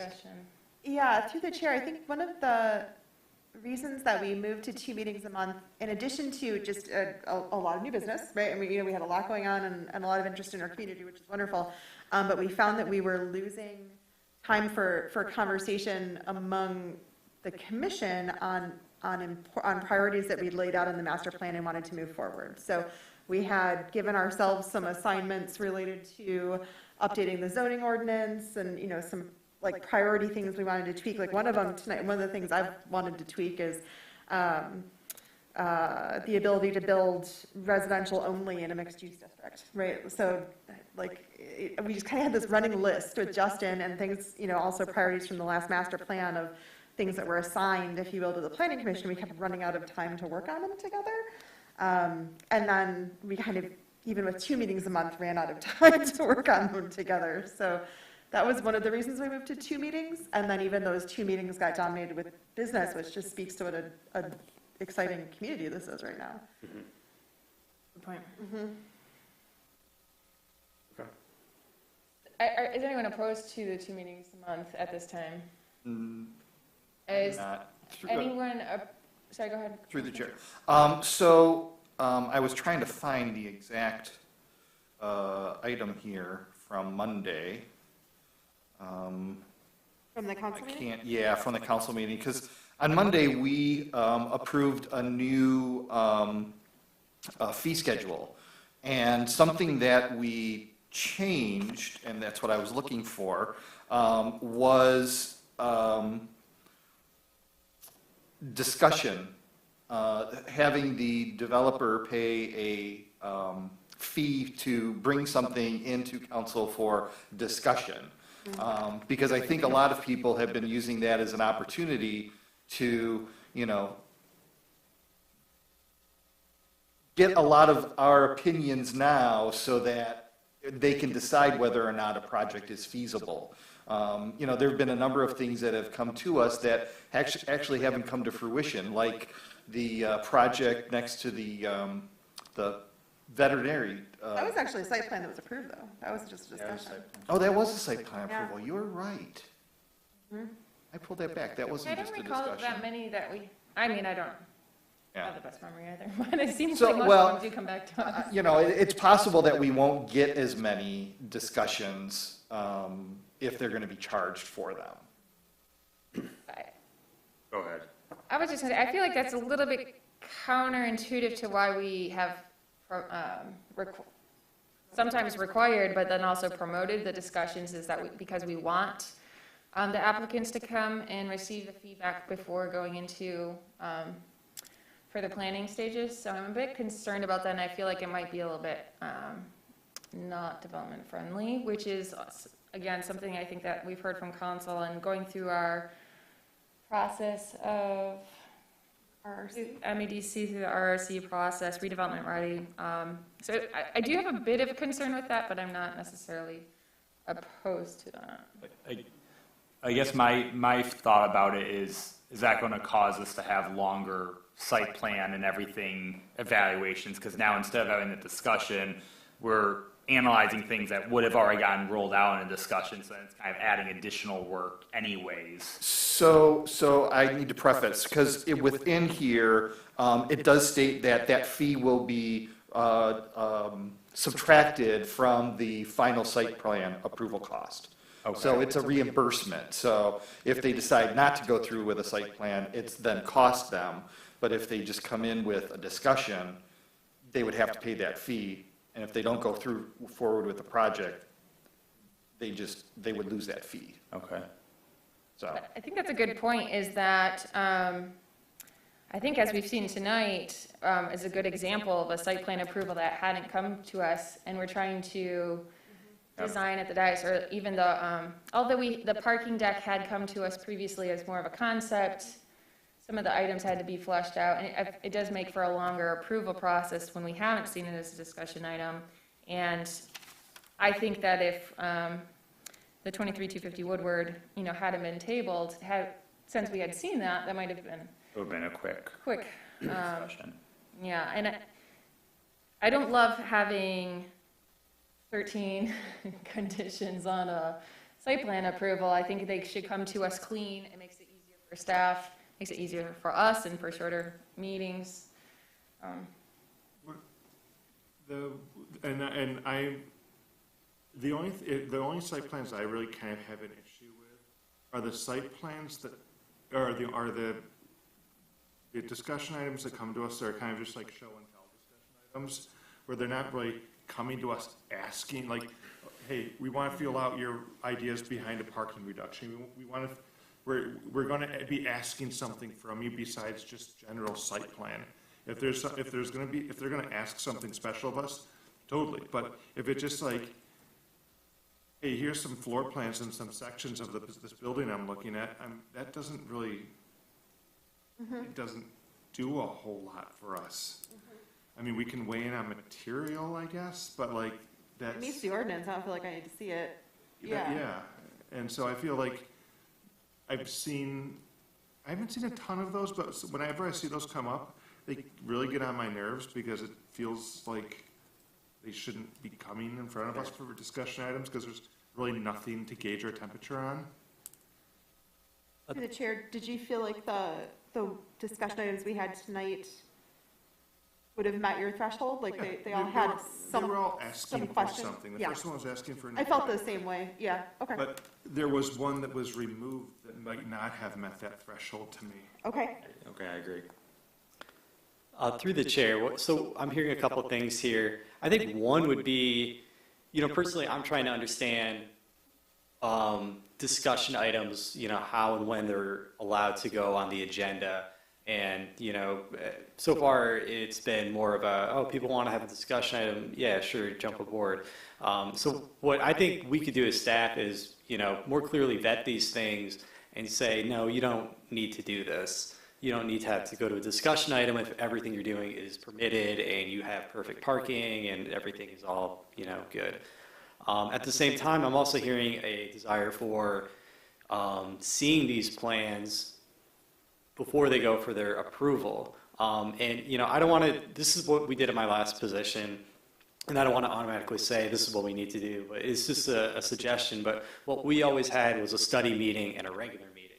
So if you had so this is a two meeting schedule. If you have a site plan, that first meeting is study only, and that's basically you do everything, you nail out all the designs, and they have to resubmit a new set of plans, and that gets taken for approval, and barring, a few things here and there, they're pretty much good to go at the regular meeting. So I don't know, that's just something to think about. I think that system always worked pretty well at my previous position. And so coming here and seeing this different format, I've seen, maybe some issues with it, frankly. So I think it's something to consider. Through the chair, I like that idea in theory. I guess my concern would be if the first meeting of the month, for example, was the discussion items, and the second meeting of the month was site plan review and those items, that if someone brought something to the first meeting of the month, they wouldn't have enough time to get their site plan approval till the next month at the second meeting. Whereas a lot of times people will just use the month, so they bring it in for discussion on the first meeting of March, and then by the first meeting in April, they have their plans ready for site plan approval. Not always, but I just think there's a much bigger time gap. That would be my concern. I like the idea in theory, but we always end up with so many projects. Yeah. Yeah, and to be clear, it is intended to be in the same month. So you would come the first Wednesday. So for instance, Secret Stash, it would have been whatever the first Wednesday of March was. They would have come forward. You pretty much would have done everything you did tonight, and then they would have come back for tonight and with all of your changes on a new plan, and then they would have been up for approval at that point. So that's how it would have, in theory, it would have gone. But would there have been enough time for them to be able to make all those changes in the plans and then have those documents ready, 10 days before? Don't you have to have it published 10 days before? No. No, not for planning commission. Well, depending Not on. for the a site plan. If it's a public hearing, you do. Public hearing is 10 days before. Thank you. But we could have that published in advance, expecting that they would make it. And then all they would need to amend is the site plans and submit. Because they would need to submit for the city to have the time to review the updated site plans. Right. Through the chair, it's only the PUD requirement that we have a planning meeting and then okay. Yeah, that's the only one that actually requires a pre-meeting. Yeah. I think it's potentially others that, I don't know if it's required, but it's suggested, per our new-ish, public engagement. We kind of had. Yeah, we have some thresholds. Oh, like the A enhanced. different name. Thank you. Yeah. Yeah. Thank you, enhanced notice. The enhanced notice, Council yes. thing, yeah. Yes. And I think it talks about going to commission for discussion in addition to the enhanced notice, I believe, but I could be wrong. If we don't say the first meeting of the month is only this and only and there's a balance, because I think the main thing from my perspective would be having 2 4-hour meetings every month is. That's asking a lot of Yeah. us. 2 2-hour meetings or 2.5, I don't know what the number is, but that's more manageable. Sure. Yeah, and certainly, the intent in what I just brought up was truly the second meeting, the regular meeting, really is intended to be more of like a rubber stamp, because they've got everything and you look at it and it's all good to go. And that's the intent, but of course that doesn't always happen. And the other factor here is that there's a lot going on here, it's pretty crazy to me, and that's something I'm still getting used to, but I think that's certainly a difference, and maybe that system wouldn't work just because of the volume of projects. However, if we are splitting it into 2 meetings a month,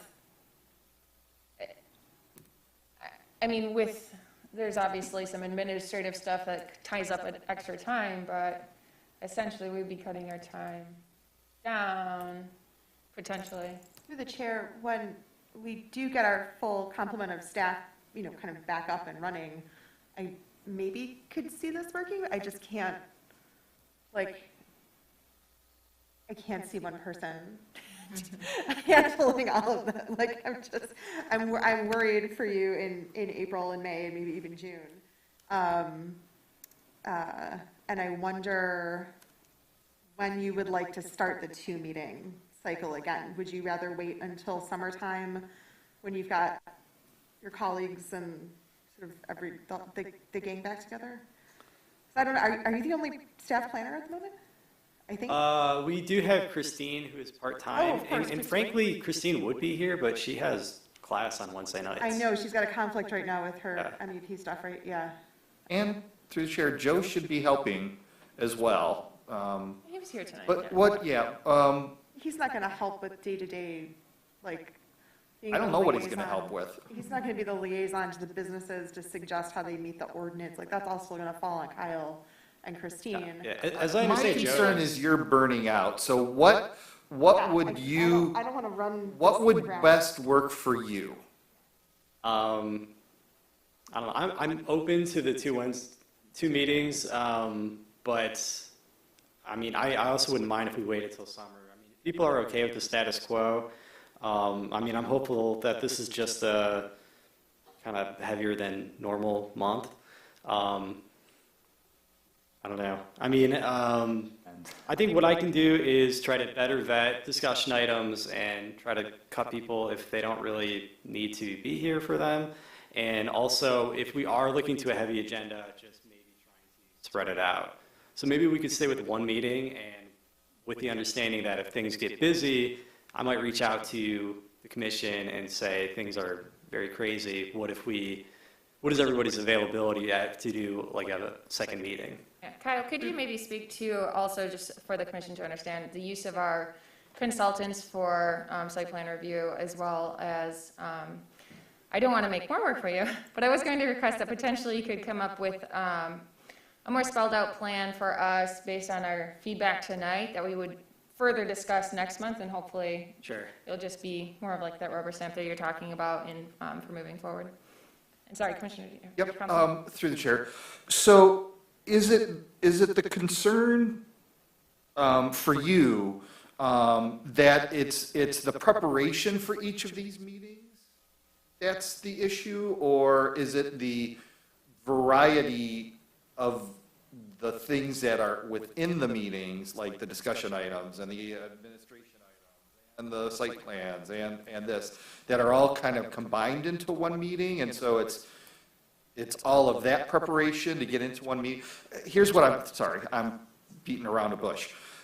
Would it be easier if we did divide the 2 meetings, and if the first meeting was discussions, that would fall onto Joe for the time being? And Joe would handle these meetings, Joe would be here for those discussion items with us, handling those matters. Would that be easier? And then you would handle all of the work? I don't know, not necessarily. I mean, being here with the discussion, it's not taxing. I mean, I think you all are doing the real work, frankly. So I don't think that would be a big factor, and I could handle that. I mean, there is a lot of work in setting up the agenda and getting all the documents, and then the site plan reviews and the staff reports. I mean, those are the bigger ones. But again, for our really big projects, we do contract out to Safe Built, and so they do handle most of the heavy lifting projects. So I've been able to handle some of the smaller ones. So I mean, it's busy, but it hasn't been overwhelming, So I appreciate your concern, but I mean, that's why I picked this job, and I'm happy to be here, frankly. Thank you, we appreciate it, you're doing a great job. Yeah, thank you. We're trying not to just like layer more stuff on top of. No, and very quickly I realized that this is going to be kind of a crunch time, but I think it's manageable, frankly. Does that work to kind of table the 2 meetings a month until next month, and we'll further discuss that we might want to start in May or June? Okay. If you can maybe provide, or any further questions you had about potential, I'm comfortable following procedures your that- and Kyle's lead on the 2 meeting timing. Okay. All right, so we're going to stick with 1 for the time being and then next month. kind of play it by ear. The only other items I had, Councilman Pollock already talked about the discussion fee, which, was that officially approved or was that just discussed? I thought it was approved. We approved the fee schedule. Okay. So anything that was on the fee schedule was approved. Okay. The only modification we had was, in special events, we changed one of the fees to start on January 1st, 2023, instead of starting at the fiscal year in July 1st. That's the only change that we had. We didn't remove anything. The fee schedule is approved, but that doesn't necessarily mean that our procedures Well, have changed. that wouldn't, that fee schedule doesn't go into effect until July 1st, anyway, so anything coming through in the next couple of months isn't gonna affect that.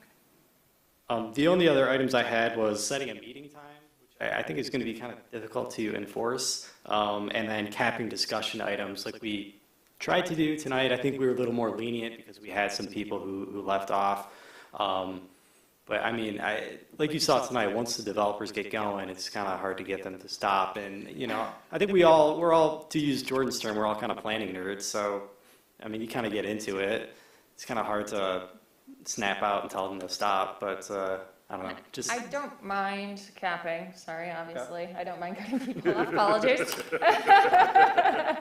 However, I did have some leniency tonight, as we did have some changes, and I thought the discussion, you know, this is not one of our latest meetings, so if the commission is okay with that. I was going to, you know, request that additional time, but thought due to the nature of the changes, that would be okay. So. Okay. I do, until we potentially change, I do like the idea of the potential change to, where did I write it down? The study versus like the business meeting. If we make those changes, I'm not sure where those time limits might be enforced. I don't know if we would want to keep to that.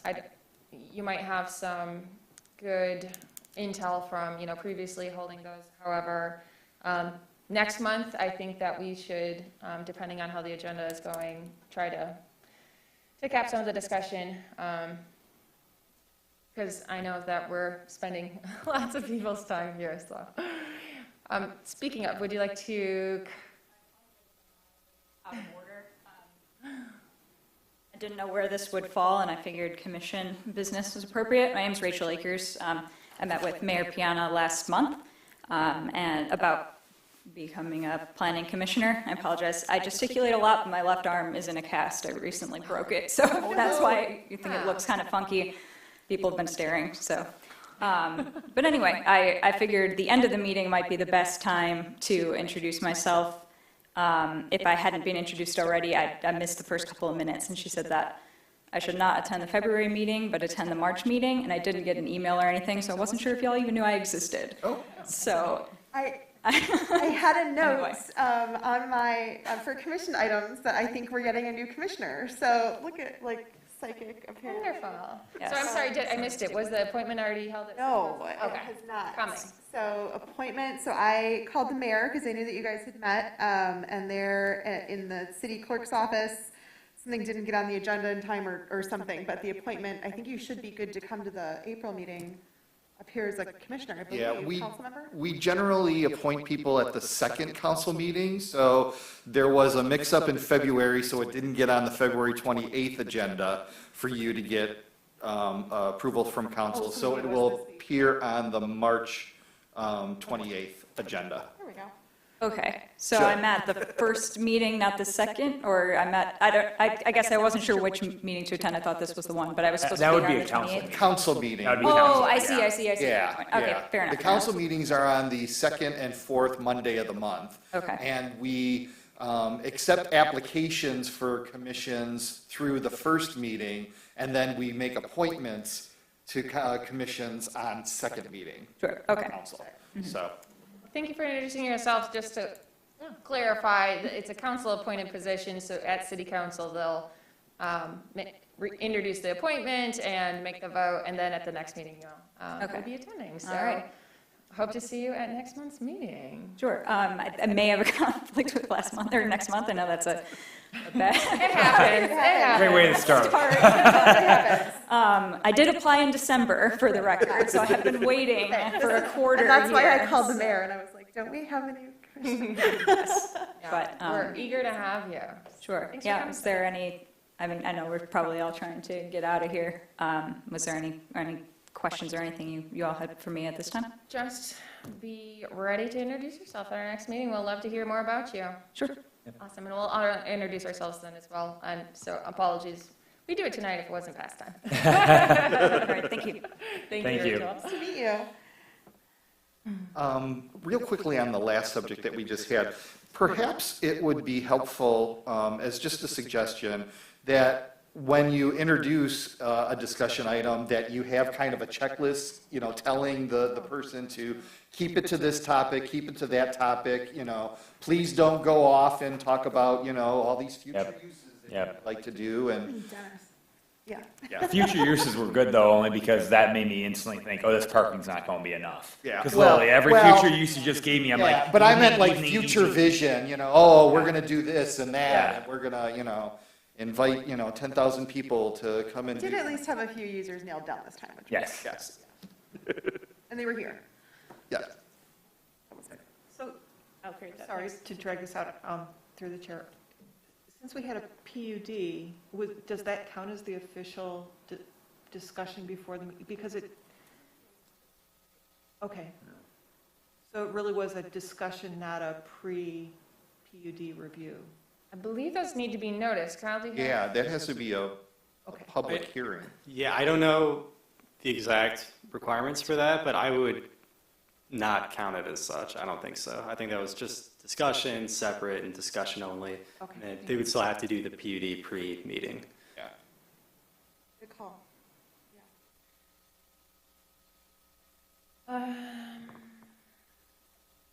Any other commission items? Is that all your topics? Did Kyle have something else? Or, Yeah, I had 4 things. I think that was it. okay. All right. Well, I just want to say a special thank you to our new vice chair for being super ready to step in for me tonight, but, I wanted to say a huge thank you to our new chair. Yay! And also to our city planner, who's kind of like just gotten thrown into the deep end. So thank you, Kyle. Yes, thank you. All right. Well, with that, I will call the meeting to adjourn, however you say it, at 10:07. Thank you. All By right, the way, I everyone. sent a note to our IT people to change that clock. I Still on? tried it to try and, I don't think I Time or can something? change it. I don't think I can change it from here. Time for discussion. Items for 10 minutes for a presentation. Of course, yeah. There's a lot of graphics, so there's a lot to load up on. like 5 to 7, I feel like it's good enough. I have a question for Rachel. And how much do you need? I gotta go back. And like, things. Night, Hackers. Well, and also like too, like, when you give us the materials, like, we know this beforehand. Right. So by the way, I know that there is a, Thanks, sorry, Mike. Sorry. And it's his birthday on Monday. Oh, yes. Oh, just thanks. That was his birthday. Yes, Like, I knew, like, so, I can't believe I cried in public. I don't even cry in front of my family and friends. no, but it's, you know what? Oh, like, You're good. I mean, it messes. Thank you. like, It's my, you know. It throws But also, everything like- off, Yeah. and yeah, so just, Oh, thank you. I appreciate it. sorry, like, I didn't mean to make you cry, but Oh, no. it's, Yes, I'm blaming on everything. yeah, so. Thank you. All right, have a great night.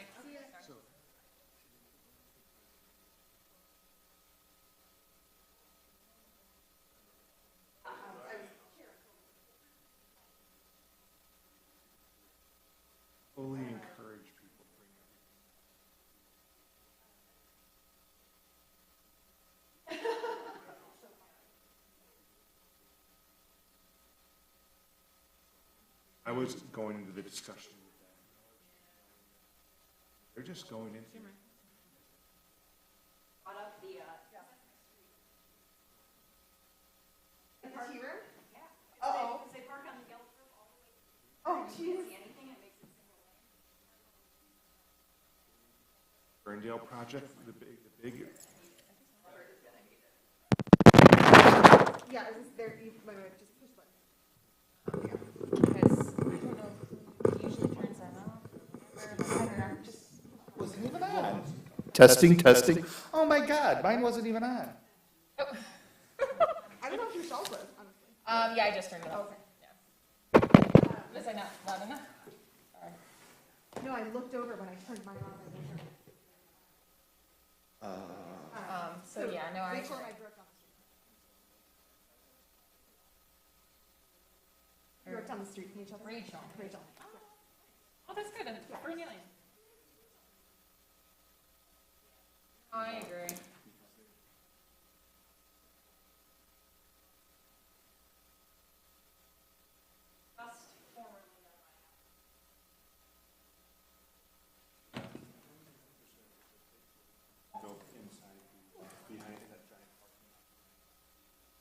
Of the 360 project?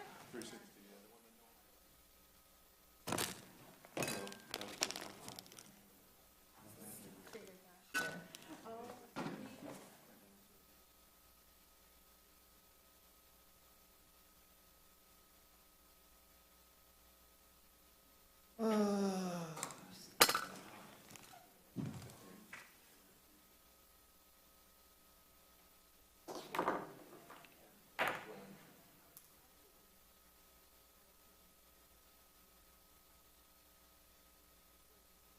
Justin kind of got to the point where the hot buttons for us, but we were in one.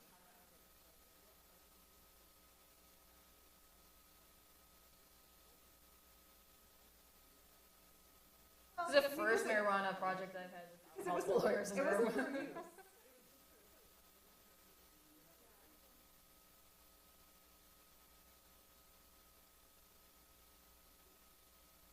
Yeah. Okay.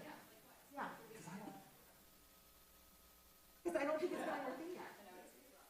It got all screwed up.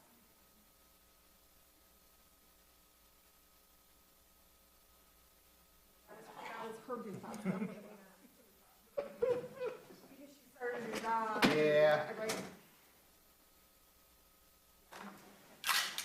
But, so Rachel's an environmental engineer. Oh, cool. Yes. That'd be great. With a specialty in brownfield remediation. That's right. Yeah. Yes, that's why So that's, you're right. that's a skill set I that we- forgot now, yes. Because it was like after December. December, yeah, because I had said, oh my God, that'd be great to have someone with brownfield. And, like, things got all- I feel bad about this because I can't. There's another She guy. hasn't done a- she hasn't done a training, but she hasn't done a lot of-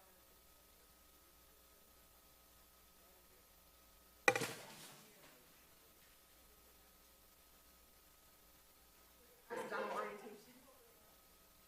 There was a guy too that she had found that has like civil engineering experience. And I thought that would be very helpful. Huh? Yeah. Yeah, but I think she wants him, yeah, I did meet him, he's a nice guy.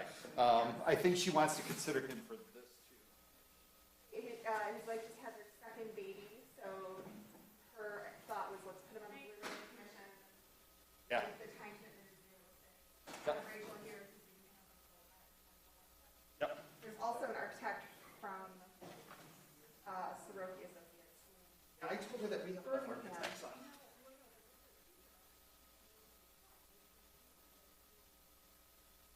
All these lights on? Yeah. We usually raise this up too. On or off. Electricity.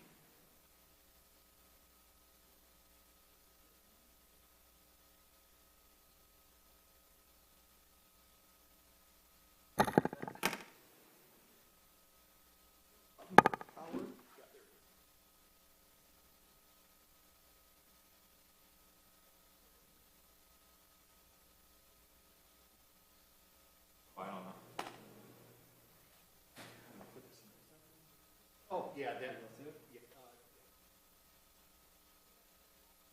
I'm gonna go this